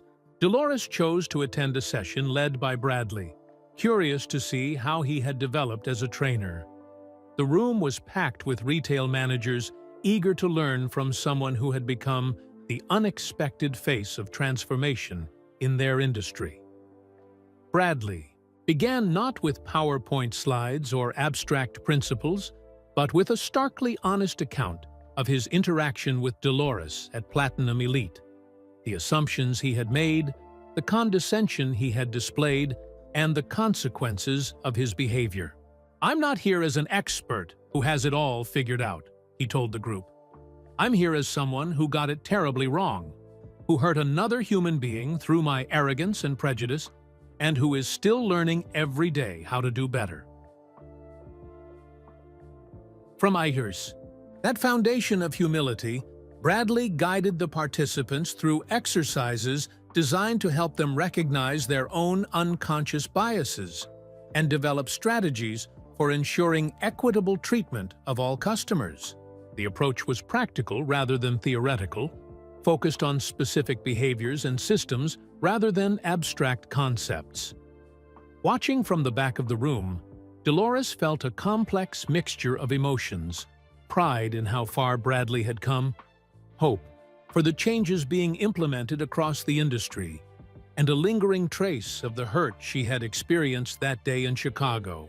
But mostly, she felt gratitude that something positive had emerged from that painful encounter.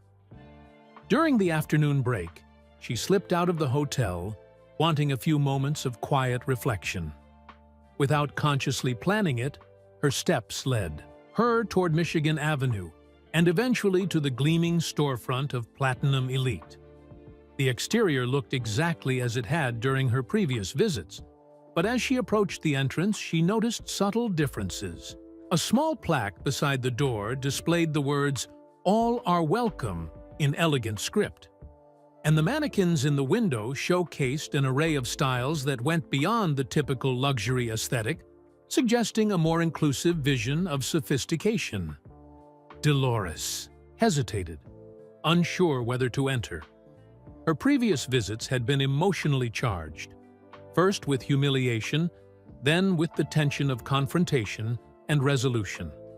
But curiosity won out, and she pushed open the heavy glass door. The soft chime announcing her arrival sounded the same, but the response was markedly different. A young sales associate approached immediately, her manner warm and professional. "Good afternoon," she said with a genuine smile. "Welcome to Platinum Elite. How may I assist you today?" "I'm just browsing, thank you," Dolores replied, curious to see how the interaction would unfold. "Of course," the associate said. "Please take your time. My name is Sarah if you have any questions." As Dolores moved through the store, she noticed other small but significant changes.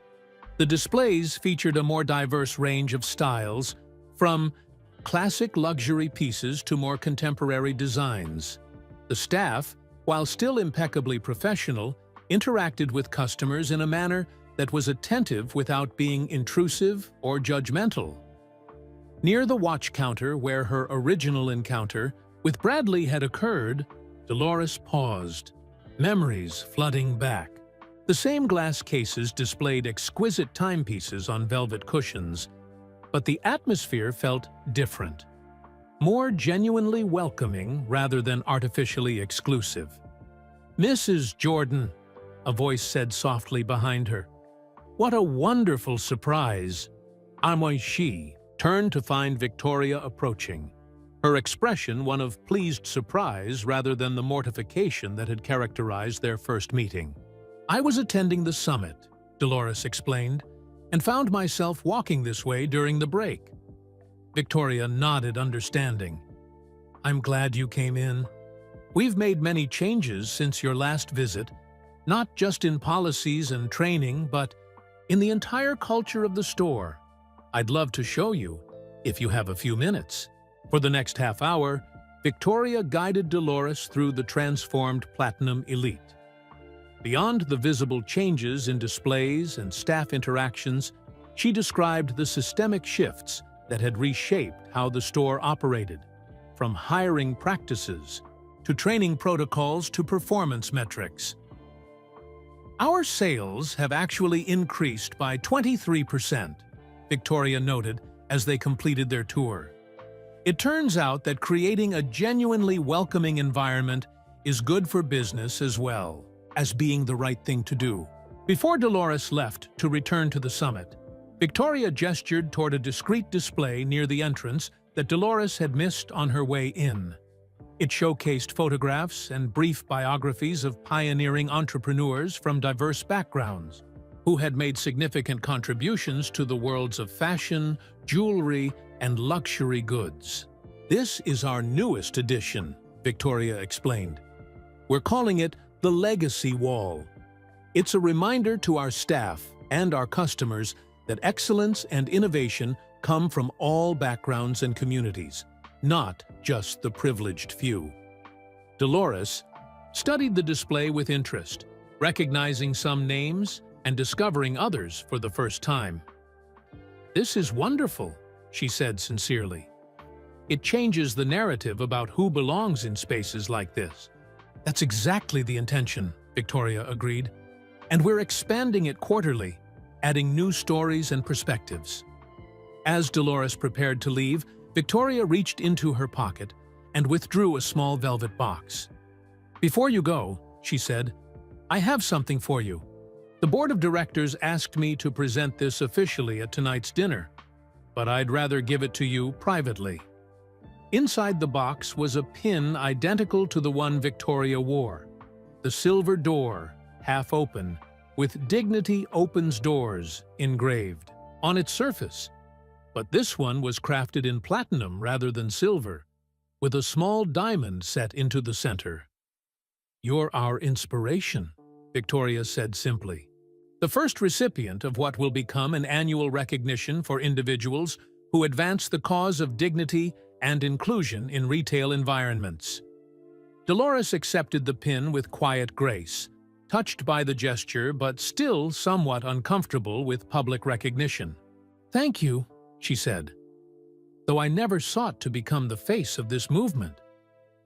"That's precisely why you're the perfect symbol for it," Victoria replied. "You stood for dignity, not because you wanted attention or accolades, but because it was the right thing to do." Back at the summit that afternoon, Dolores found herself approached by retail executives and store managers from across the country, each eager to share how they were implementing the Dignity Initiative guidelines in their own establishments. What struck her most was the variety of approaches, from major department store chains to small boutiques, each finding ways to adapt the core principles to their specific contexts. A luxury shoe designer from New York described how they had completely revamped their visual merchandising to feature diverse representations of elegance and style. A jewelry store owner from Miami shared how they had partnered with a local community college to create internship opportunities for students from underrepresented backgrounds. But most meaningful to Dolores were the personal stories. Retail professionals at various levels who confessed that the initiative had caused them to confront their own biases and change their behavior, not just at work, but in their broader lives. As the summit's final session concluded, the organizers surprised Dolores by asking all attendees who were wearing the various open door pins to stand. Nearly everyone in the room rose to their feet, hundreds of retail professionals publicly signaling their commitment to treating every customer with equal respect, regardless of appearance or background. It was a powerful visual representation of how far the movement had spread beyond one store and one incident. What had begun as a painful rejection had somehow catalyzed meaningful change across an entire industry. not through public shaming or retribution, but through education, transformation, and a shared commitment to human dignity. That evening, at the summit's closing dinner, Dolores found herself seated between Michael and Martha Coleman at the head table. As the meal concluded, the National Retail Federation's president approached the podium to make a special announcement. "Today, we are proud to unveil the next phase of the Dignity Initiative," she declared. "Thanks to commitments from over 50 major retailers and design houses, we have secured full funding for 100 scholarships over the next 5 years for students from underrepresented backgrounds pursuing careers in retail management, fashion design, and luxury brand marketing." The room erupted in applause, with many attendees rising to their feet in support of the ambitious expansion. Additionally, the president continued once the applause subsided, "We are establishing a certification program through which retail establishments can demonstrate their commitment to inclusive practices. Those who meet the standards will display a special emblem indicating that all customers can expect to be treated with equal respect in their establishments." As Dolores listened to these announcements, she was struck by how the initiative had evolved from addressing a specific incident to creating systemic change with far-reaching implications. What had begun as one woman's stand for personal dignity had become a movement that might transform how countless others experienced the retail environment. Later that night, as she prepared for bed in her hotel room, Dolores found herself thinking of James. As she often did at the end of meaningful days, she could almost hear his voice commenting on how this unexpected journey had unfolded, his gentle wisdom putting it all in perspective. "CD," she imagined him saying, using his special nickname for her, "you never know which small act of dignity will be the one that changes things. You just keep standing in your truth, and sometimes the world notices and starts to change around you." The Dignity Initiative had indeed moved beyond one store, beyond one incident, beyond even the luxury retail sector. It had become a conversation about fundamental human worth and respect, about seeing the person behind the appearance, about honoring the dignity inherent in every human being regardless of external markers of status or wealth. And in that expansion lay the fulfillment of what Dolores and James had always hoped to teach their children. That transformative change begins not with grand gestures or public protests, but with individual choices to stand firm in one's inherent dignity and to recognize that same worth in others, even, perhaps especially, when society's systems and structures fail to do so. 6 months after the Dignity Initiative's launch, Platinum Elite prepared for a special event unveiling their fully transformed store. The boutique had been closed for 2 weeks for renovations. Not just cosmetic changes, but a complete reimagining of the space to reflect their renewed commitment to inclusive luxury. Dolores received a formal invitation embossed with the now familiar open door emblem that had become the symbol of the movement. Victoria had called personally to extend the invitation, explaining that while the event would include industry leaders and media representatives, it would maintain the dignity and substance that Dolores valued. "This isn't about publicity," Victoria had assured her. "It's about marking a genuine transformation and inspiring others to follow the same path." After careful consideration, Dolores agreed to attend, recognizing the importance of witnessing this culmination of the journey that had begun with her rejection at the store. Michael arranged for his private jet to take her from Wilmington to Chicago, insisting on accompanying her despite his busy schedule. "I wouldn't miss this," he told her. "Not after everything that's led to this moment." The evening of the unveiling arrived cold but clear, with stars visible above Chicago's glittering skyline. As their car approached Michigan Avenue, Dolores noticed the Platinum Elite storefront was elegantly draped, concealing the renovations until the official reveal. A small crowd had gathered outside, not just invited guests, but curious passers-by, attracted by the understated elegance of the preparations. Michael helped Dolores from the car, his protective presence a comfort as they navigated through photographers and attendees. Victoria greeted them at a private entrance, elegant as always, in a simple but exquisite dress. The platinum "Dignity Opens Doors" pin gleamed at her lapel, matching the one Dolores had chosen to wear for this special occasion. "Mrs. Jordan?" "Michael," Victoria said warmly. "Thank you for coming. Everything is ready for the unveiling. We just need our guest of honor." Inside, the store hummed with anticipation. About 100 invited guests mingled in the draped interior. Retail industry leaders, fashion journalists, community representatives, and a special group Dolores hadn't expected. Seniors from the Southside Community Center, where Bradley had been volunteering, including Martha Coleman leaning on her cane but resplendent in a vintage dress from the 1960s. Bradley approached, his transformation still striking to Dolores. Gone was the slick, condescending sales manager she had first encountered. In his place stood a man whose genuine warmth and humility had become his most noticeable characteristics. "Mrs. Jordan," he said, taking her hand respectfully.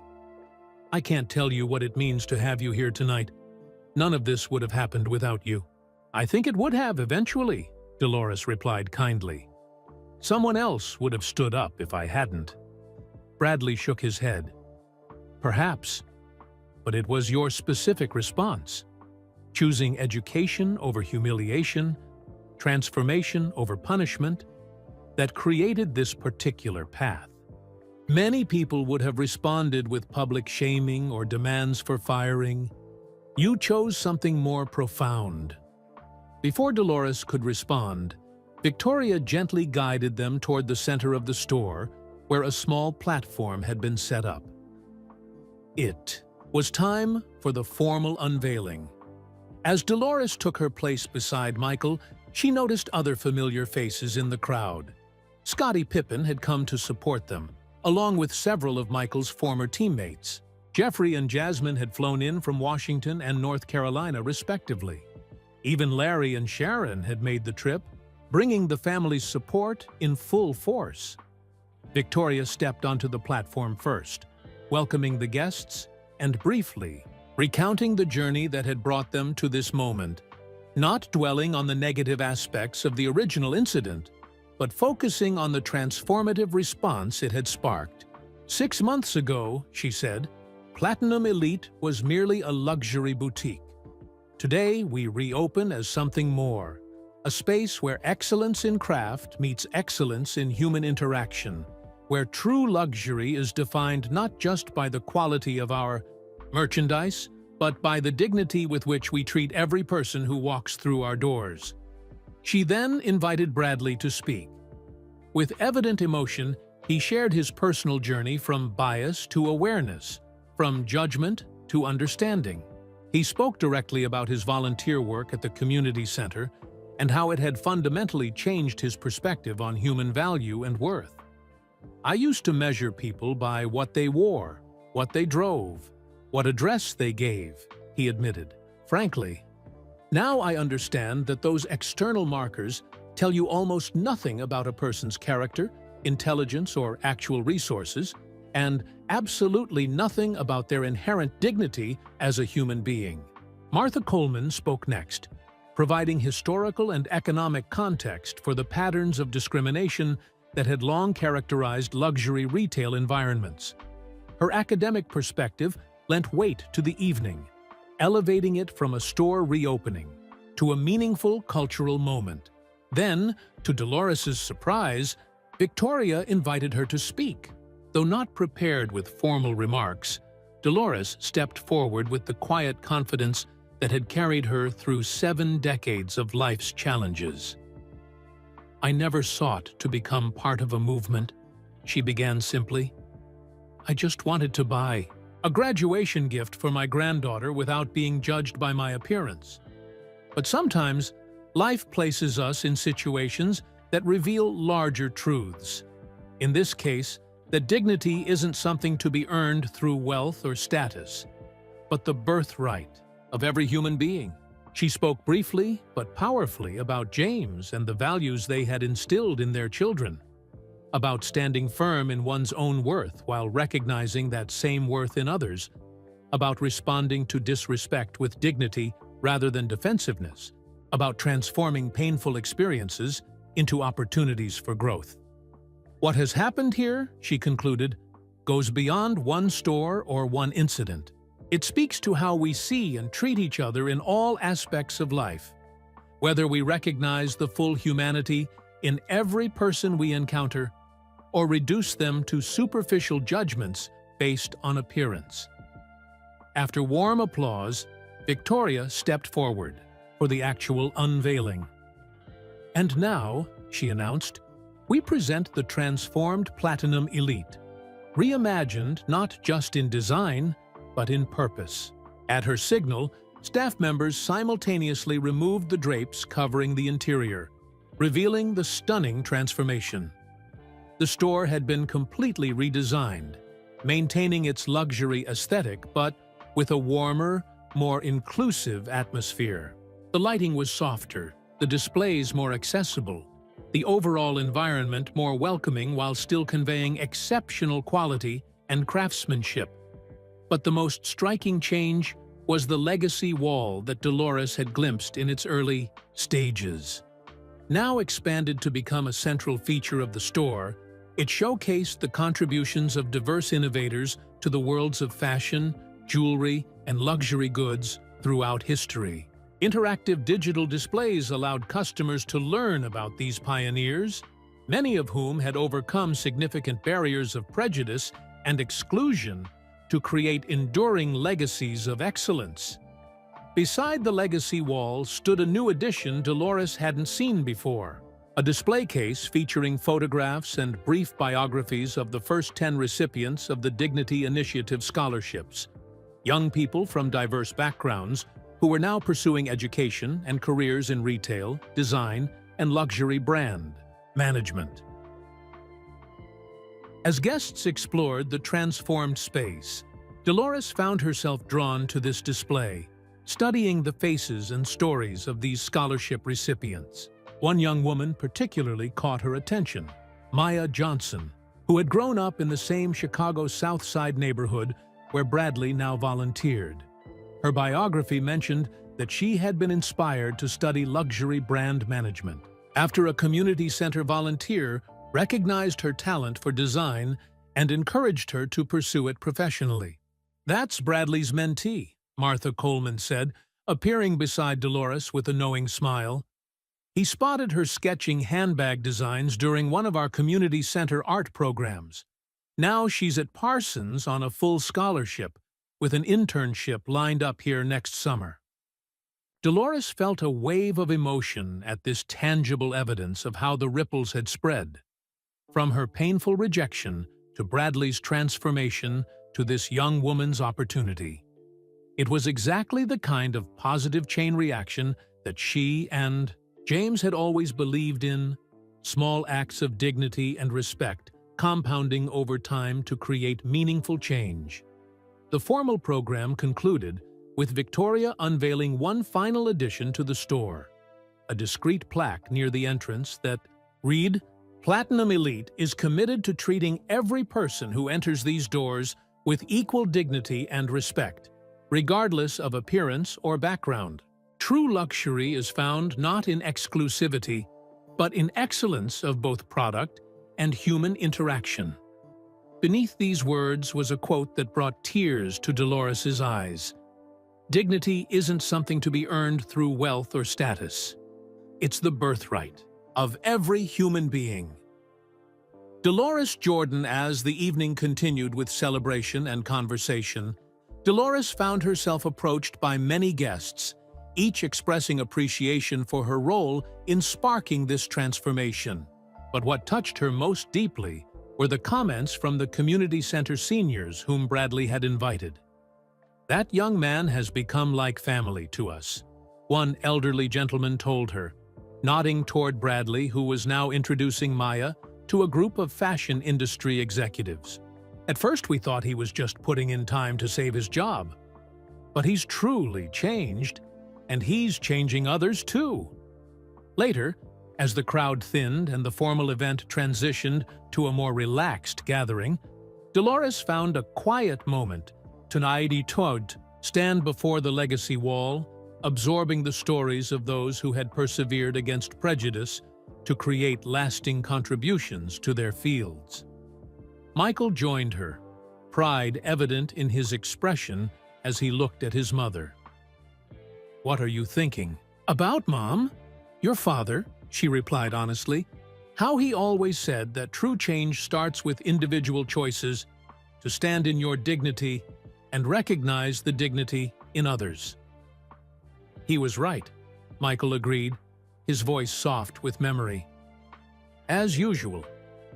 I just never imagined a simple shopping trip would lead to all this," Dolores continued, gesturing to the transformed store around them.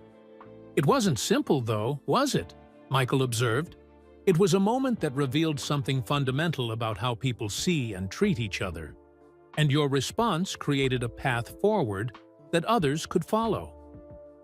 As they prepared to leave, Victoria approached with a small gift bag bearing the Platinum Elite logo.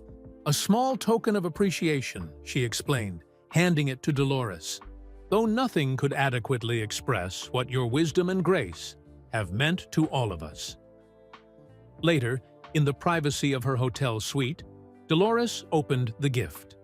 Inside was an exquisite watch, not the one she had originally tried to purchase for Jasmine, but a unique piece created especially for this occasion. On its mother-of-pearl face was the now familiar open door emblem, and engraved on the back were the words, "Time reveals character. Dignity creates legacy.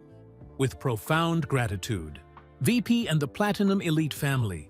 Dolores fastened the watch on her wrist, appreciating its beauty, but valuing far more the transformation it represented. Not just of a store or an industry, but of human hearts and minds, awakening to the recognition that dignity transcends appearances, that worth isn't determined by wealth, that respect shouldn't be rationed based on external judgments. The unveiling had been more than a store renovation or a public relations event. It had been a visible manifestation of an invisible truth that Dolores and James had always believed and taught. That transformative change begins with individual choices to honor the dignity in oneself and others. That small acts of principled courage ripple outward in ways we can never fully predict, and that standing firm in your inherent worth can illuminate that same worth in others, even those who initially fail to recognize it.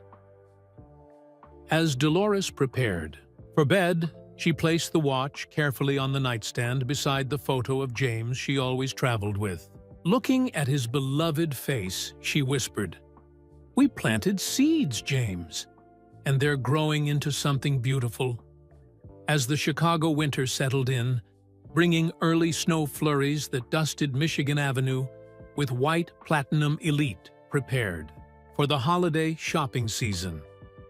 The store had been transformed not just physically, but fundamentally in its approach to customer service. What had once been an environment of exclusivity and judgment had become a space where excellence in craft coexisted with excellence in human interaction. Dolores followed these developments from her quiet home in Wilmington, through weekly update, calls with Victoria, and occasional messages from Bradley. She had declined further public appearances, preferring to serve as an advisor behind the scenes, while others carried the visible work of the Dignity Initiative forward. The initiative itself had grown beyond anyone's expectations. Nearly 200 luxury retailers across the country had adopted the training standards and committed to the certification process. The scholarship program had expanded to 15 recipients in its first year, with funding secured for 5 years of continued growth. And the open door emblem had become recognized within the industry as a signal that customers could expect to be treated with respect regardless of their appearance. On a crisp December morning, Dolores received an unexpected call from Jasmine. "Grandma," her granddaughter said excitedly, "I have the best news. I've been offered a position with the Dignity Initiative after graduation. They want me to help develop their youth outreach program, connecting with high school students from underrepresented communities who might be interested in fashion and retail careers." Dolores felt a surge of pride and joy. "That's wonderful. Sweetheart, it sounds perfect for you." "There's more," Jasmine continued. "Part of the job involves working directly with the scholarship recipients. And guess where the first training session will be held?" "Where?" Dolores asked, though she already suspected the answer. "Platinum Elite in Chicago," Jasmine confirmed. "And they've asked if you would come speak to the students. Just a small, private session. No media, no publicity." Bradley thought hearing directly from you about dignity and perseverance would be invaluable for these young people starting their careers. Dolores hesitated. She had deliberately stepped back from public involvement with the initiative, preferring to let others carry it forward. But this request was different, intimate rather than public, focused on supporting young people rather than publicity. "When would this be?" she asked. 2 weeks from now," Jasmine replied. "I can fly down and accompany you if you'd like. Dad already offered his jet." After thoughtful consideration, Dolores agreed. This opportunity to directly encourage young people embracing careers in an industry that had once excluded them felt like an appropriate completion of the circle that had begun with her rejection at the store. 2 weeks later, Dolores and Jasmine arrived in Chicago on a snowy afternoon. The city was decorated for the holidays, with Michigan Avenue transformed by twinkling lights and festive displays. As their car approached Platinum Elite, Dolores felt a flutter of emotion, remembering her first visit and all that had unfolded since. The store was closed to regular customers for this special event. When they entered, Dolores was greeted warmly by Victoria and Bradley, both wearing their now familiar "Dignity Opens Doors" pins. But her attention was immediately drawn to the 15 young people gathered near the legacy wall, the scholarship recipients, ranging in age from 18 to 23, representing diverse backgrounds and communities. "Mrs. Jordan," Victoria said with evident emotion, "thank you for coming. These young people have been looking forward to meeting you." One by one, the scholarship recipients introduced themselves, each sharing not just their name and educational focus, but how the Dignity Initiative had impacted their lives. Their stories were varied, but unified by threads of hope, opportunity, and recognition of their inherent worth and potential. Maya Johnson, the young woman Bradley had mentored from the Southside Community Center, spoke last. Now completing her first semester at Parsons, she described how Bradley's recognition of her talent had opened doors she hadn't known existed. "Before meeting Mr. Williams, I never imagined someone like me could work in luxury fashion," she explained. "Not because I doubted my ability, but because I didn't see anyone who looked like me in those spaces. Now I understand that I don't just belong there. I can help transform those spaces to become more inclusive while maintaining the excellence that defines true luxury." After the introductions, the group gathered in Platinum Elite's elegantly appointed training room. At Victoria's gentle encouragement, Dolores shared her perspective on dignity, drawing not just from the incident at the store, but from her decades of life experience. "Dignity isn't just about how others treat you," she told the attentive young people. "It's about how you carry yourself regardless of that treatment. My late husband James used to say that no one can diminish your worth unless you give them that power. She spoke of raising 5 children during the civil rights era, of teaching them to stand firm in their inherent value even when society questioned it, of maintaining dignity through both triumph and tragedy. Without mentioning Michael by name, she described how she had navigated the challenges of sudden fame and fortune that affected their family, staying grounded in the values that had guided them through leaner times. The true measure of dignity, she concluded, isn't in how you respond when everything is going well, but in how you conduct yourself when faced with disrespect or dismissal. That's when your character reveals itself most clearly. The students asked thoughtful questions, not just about the incident at Platinum Elite, but about Dolores's broader life experiences and the wisdom she had gained through them. She answered with the same quiet grace that had characterized her response to the original rejection, offering insights without dogmatism, suggestions rather than prescriptions. As the formal session concluded and the group moved to a reception area for refreshments, Bradley approached Dolores with an unexpected request. "Mrs. Jordan," he said, his manner respectful but earnest. "There's something I'd like to show you, if you have a few minutes. It's at the jewelry counter." Curious, Dolores followed him to the very spot where their first encounter had occurred. The counter looked much the same, elegant glass cases displaying exquisite watches and jewelry on velvet cushions. But Bradley directed her attention to a specific display she hadn't noticed before. Inside was the silver watch with the mother-of-pearl face that she had originally tried to purchase for Jasmine. The very piece that Bradley had suggested she couldn't afford. Beside it was a small placard that read, "The Dolores Collection, where dignity meets design." Bradley explained that this was the first piece in a new line being developed in partnership with an up-and-coming Black female designer. A portion of the proceeds from each sale would go directly to the scholarship fund, creating a self-sustaining cycle of support for future students. "We wanted to transform something painful into something productive," he said, "to acknowledge our past failure while creating a path toward a better future." Dolores studied the watch, its elegant design, its perfect craftsmanship, its symbolic transformation from an object of rejection to a source of opportunity for others. It perfectly embodied the journey they had all taken over the past year. "It's beautiful," she said simply, "both the watch and what it represents." As they rejoined the group, Dolores found herself in conversation with Maya Johnson, the young design student from the South Side.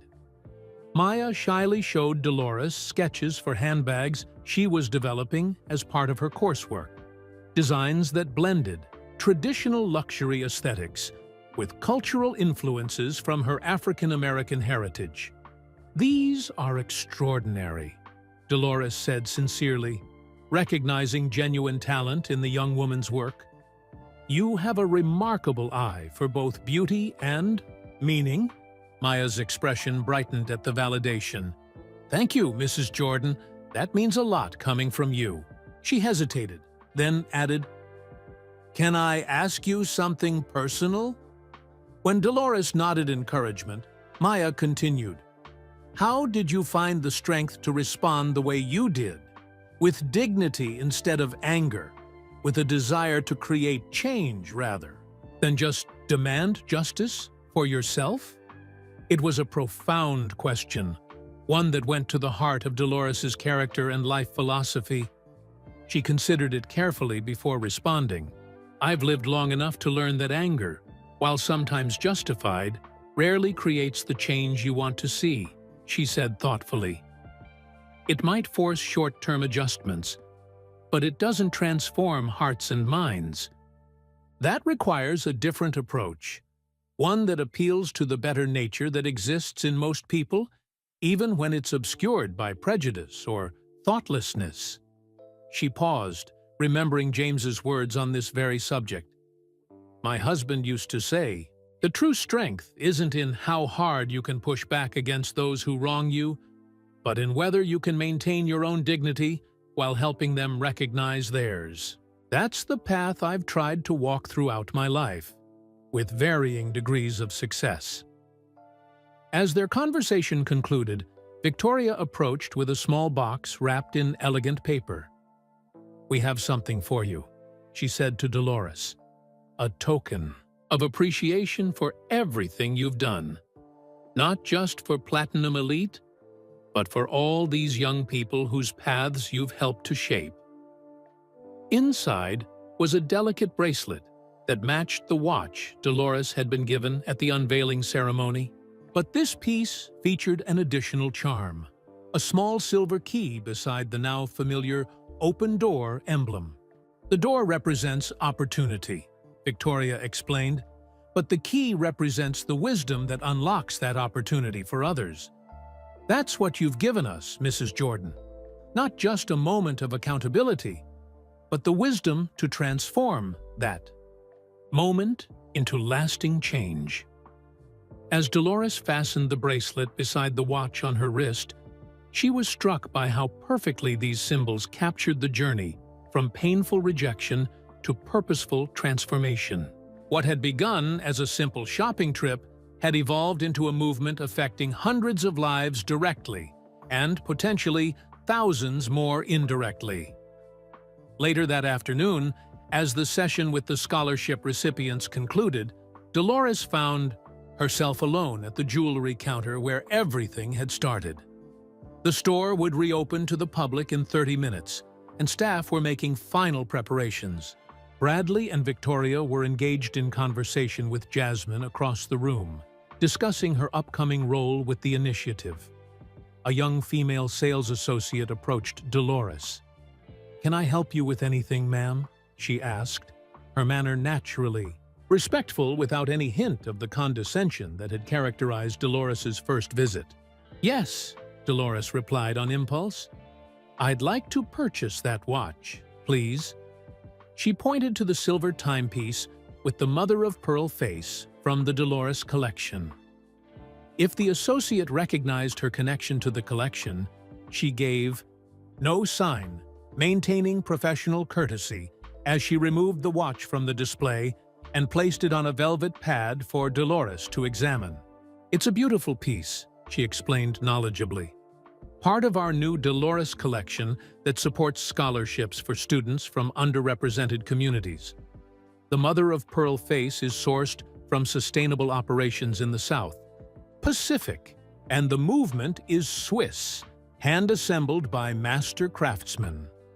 Dolores smiled at the parallel to her original visit, appreciating how different the interaction felt this time, characterized by genuine respect rather than judgment, by information freely given rather than condescendingly withheld. "I'll take it," she said. "It's a graduation gift for my granddaughter." The transaction proceeded smoothly, the associate treating Dolores with the same professionalism and courtesy she would offer any customer. When Victoria noticed what was happening and hurried over, clearly planning to insist the watch be a gift, Dolores raised a hand to stop her.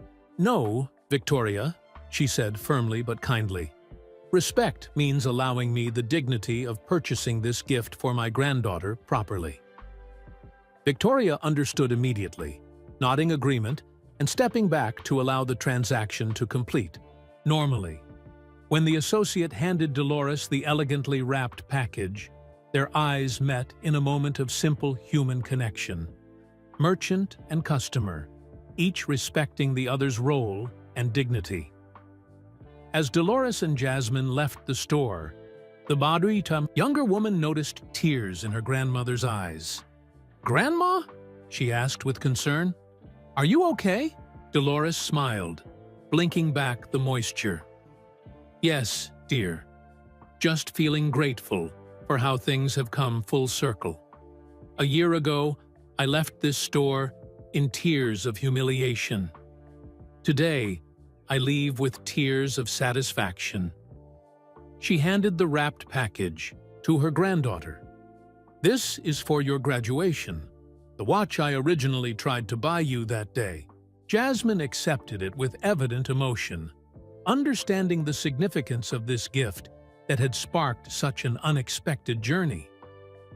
"Thank you, Grandma.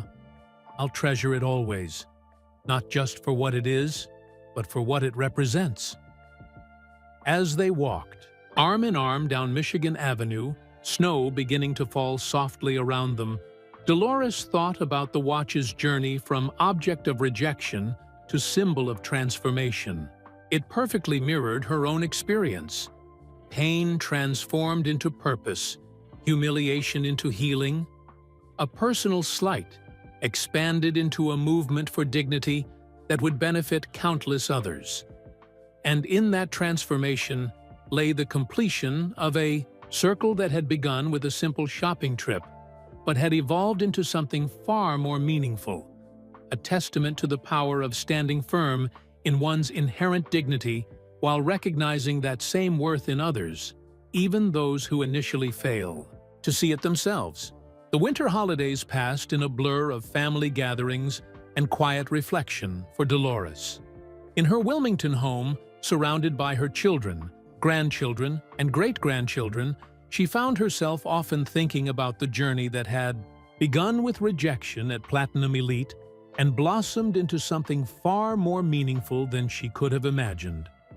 Michael had hosted the family Christmas celebration at his Jupiter estate as usual, with all 5 Jordan children and their families, gathering for 3 days of feasting, gift-giving, and reminiscing.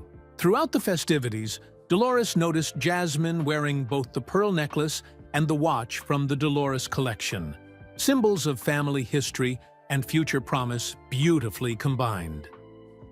Now, in late January, Dolores sat at her kitchen table reviewing the quarterly report Victoria had sent regarding the Dignity Initiative's progress. The numbers were impressive.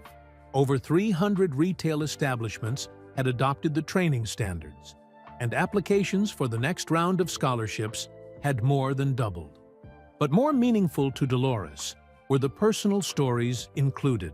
In the report, testimonials from customers who had experienced notable improvements in how they were treated, and reflections from retail professionals whose perspectives had been transformed through the initiative's training programs. The phone rang, interrupting her reading. It was Michael. "Mom," he said, his voice carrying a mixture of excitement and hesitation. "I've been thinking about something. The NBA All-Star Game is coming up next month in Chicago. I've been asked to present an award, and I thought maybe you might want to come with me." "That's kind of you, Michael," Dolores replied. "But you know large public events aren't really my preference these days." "I know," Michael acknowledged. "But there's something specific I wanted to share with you in Chicago. Something I've never told anyone before, not even you. And it feels like the right time." Intrigued by his unusual request and the hint of something important left unsaid, Dolores agreed. Michael's jet would collect her the day before the All-Star festivities, giving them time for whatever conversation he felt was necessary before the public events began. 3 weeks later, Dolores found herself once again approaching Chicago, watching from the plane window as the winter landscape gave way to the sprawling city beside Lake Michigan. Michael had been unusually quiet during the flight, his expression thoughtful as he periodically checked messages on his phone. They were taken directly to the Peninsula Hotel, where Michael had reserved connecting suites. After settling in, he suggested they have dinner privately in Dolores's suite rather than venturing out to a restaurant where they might be recognized. As they ate, Michael seemed distracted, his conversation drifting to memories of his childhood and early career. He asked Dolores about her memories of those years, how she had managed to keep the family grounded despite his growing fame, how she had maintained her dignity through dramatic changes in their circumstances. Finally, as they finished dessert, Michael set down his fork and looked directly at his mother. "Mom," he said, his voice uncharacteristically hesitant, "there's something I've wanted to tell you for years, but the time never seemed right.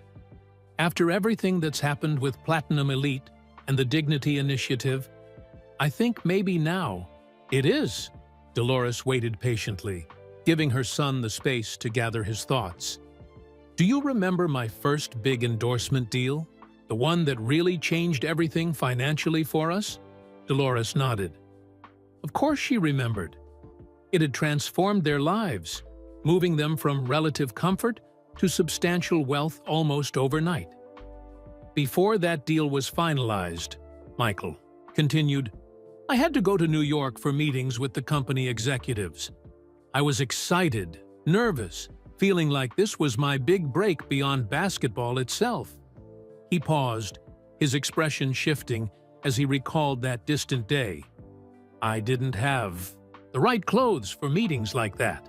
Dad took me shopping for a suit the weekend before, but I still felt out of place, like a kid playing dress-up." Dolores smiled gently at the memory of James proudly helping their son prepare for that important meeting. "When I got to New York," Michael continued, "I decided I needed something else. A nice watch. Something that would make me look professional, like I belonged in those corporate boardrooms. So I went to this high-end store on Fifth Avenue."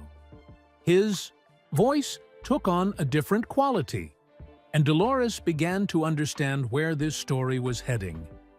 "I walked in wearing the new suit, but without any of the other trappings of wealth. No fancy watch yet, no designer accessories, nothing that signaled success by their standards. And Mom," he paused, meeting her eyes directly, "they treated me exactly the way Bradley treated you at Platinum Elite."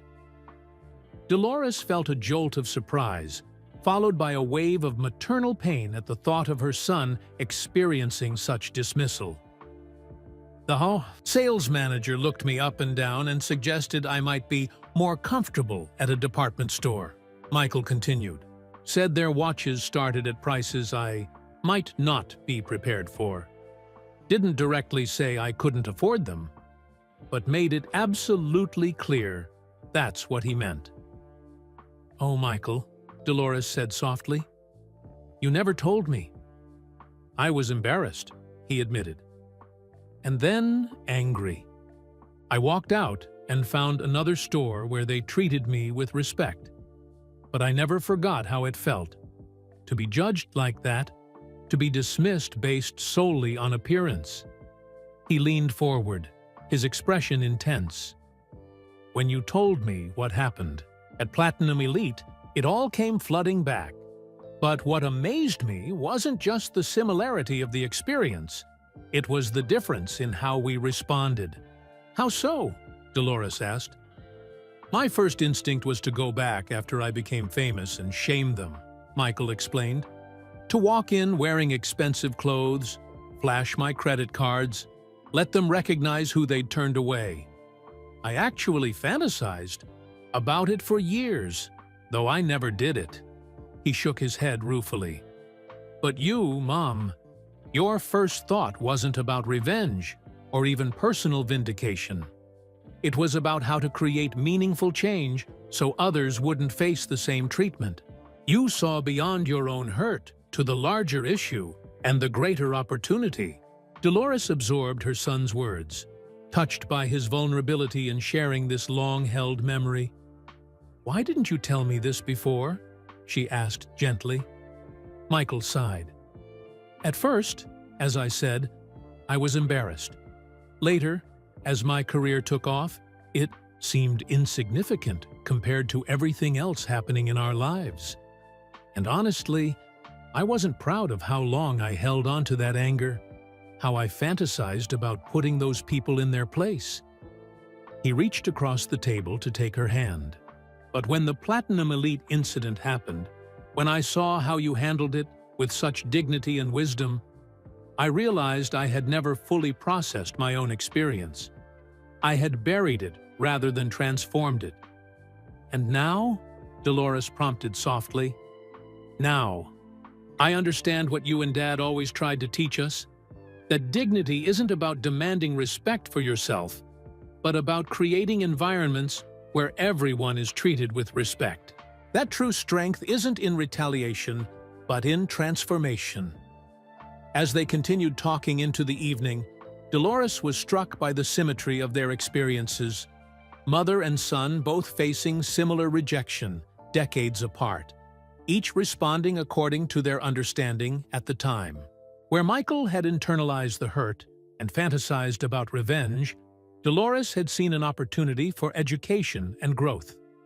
The difference wasn't in their inherent character, but in the wisdom that comes with age and experience.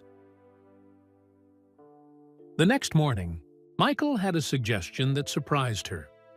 "Would you be willing to visit that store with me today? The one where I was rejected all those years ago? It's still there on Fifth Avenue, though under different ownership now." Dolores considered the request carefully. She understood the symbolic importance it held for her son. A chance to fully release an old wound by revisiting its source with new perspective. "Yes," she said simply. "I think that would be good for both of us." Though they were in Chicago, for the All-Star festivities, Michael arranged for his private jet to take them to New York for the day. A 6-hour round trip that would allow them to return in time for evening events. They landed at a private airfield and were driven directly to Fifth Avenue. Michael unusually quiet throughout the journey. The store was even more opulent than Platinum Elite had been, with uniformed doormen and security personnel discreetly positioned near the entrance. As they approached, Dolores could feel Michael's tension in the way he walked beside her. Protective, but also somehow vulnerable. Inside, the atmosphere was one of hushed exclusivity. Soft, classical music. Plush, carpeting that muffled footsteps. Display cases gleaming under carefully directed lighting.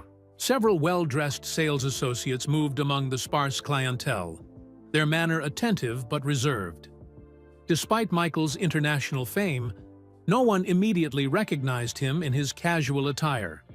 A deliberate choice, Dolores suspected, to parallel his appearance during that long-ago visit. They browsed quietly for several minutes before an associate approached. "Good morning," the young man said pleasantly. "Welcome to Harrington's. How may I assist you today?" His manner was professional and courteous, neither obsequious nor condescending. Dolores watched as Michael studied the young man's face, perhaps searching for echoes of the sales manager who had dismissed him years earlier.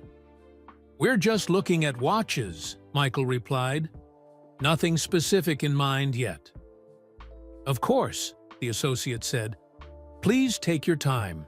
Our timepieces are arranged by collection. Traditional designs to your left, contemporary to your right. If you have any questions, my name is David." As the young man moved away to assist another customer, Michael turned to his mother with a small smile. "Different from my first visit," he observed quietly. They spent nearly an hour in the store, examining various watches and engaging in conversation with David, who provided information without pressure or judgment. Whether he eventually recognized Michael or simply treated all customers with equal respect was impossible to determine. As they prepared to leave, Michael made an unexpected decision.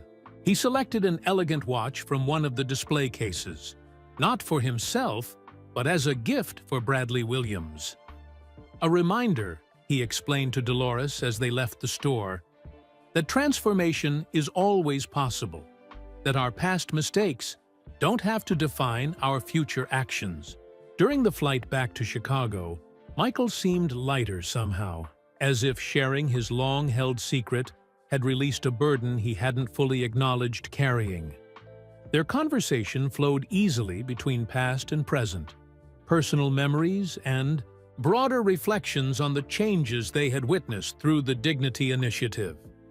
"You know," Michael said as they approached Chicago, What happened to both of us in those stores was wrong. But your response created something positive that will affect countless people we'll never even meet. That's a legacy that goes beyond basketball records or business success. Dolores smiled at her son, hearing in his words the values she and James had worked so hard to instill in their children. That's all your father and I ever wanted, for our children to understand that true success isn't measured by fame or wealth, but by how you affect the lives around you, by whether you leave the world a little better than you found it. The next evening, at a private reception before the All-Star game, Michael presented Bradley Williams with the watch he had purchased in New York. Bradley was visibly moved by the gift and its symbolism. One man who had judged others by appearance, giving a meaningful token to another who had done the same but found a path to transformation. "Full circle," Bradley said softly as he fastened the watch on his wrist. "From judgment to understanding, from exclusion to welcome. From rejection to revelation," Dolores added, thinking of how her painful experience and Michael's long-hidden memory had combined to create something neither could have accomplished alone. As they took their seats for the game, surrounded by celebrities, athletes, and dignitaries, Dolores reflected on the unexpected journey that had brought them to this moment. What had begun as a simple shopping trip had evolved into a movement for dignity and respect that was transforming an entire industry. What had started as a personal slight had become a catalyst for changes affecting thousands of lives. And most meaningful of all, her son's revelation had shown that their experiences, though decades apart, had been connected by invisible threads of shared humanity, the universal desire to be seen, respected, and valued for who we are rather than how we appear. In that connection lay the deepest fulfillment of what Dolores and James had always believed and taught their children, that our response to injustice matters more than the injustice itself, that dignity maintained in the face of disrespect creates possibilities for transformation that anger or retribution never could, and that standing firm in our inherent worth illuminates that same worth in others, even those who initially fail to see it themselves. As the lights dimmed and the players were introduced to thunderous applause, Dolores sat beside her son, their journey having come full circle from rejection to revelation, from personal pain to purposeful transformation. And in that circle lay the promise that had guided their family through triumph and tragedy alike, that dignity recognized and respected creates ripples of positive change that extend far beyond our individual lives, touching hearts and transforming systems in ways we may never fully know. That was the end of our heartwarming story about Dolores Jordan's remarkable experience and how it sparked a movement for dignity and respect. Where are you listening from today? I'd love to know what part of the world you're tuning in from. If you enjoyed this inspiring story about standing firm in your dignity while helping others find theirs, please like this video and subscribe to our channel for more uplifting content like this. Don't forget to share with your friends and family. Stories of kindness and grace like Dolores Jordan's deserve to be spread far and wide.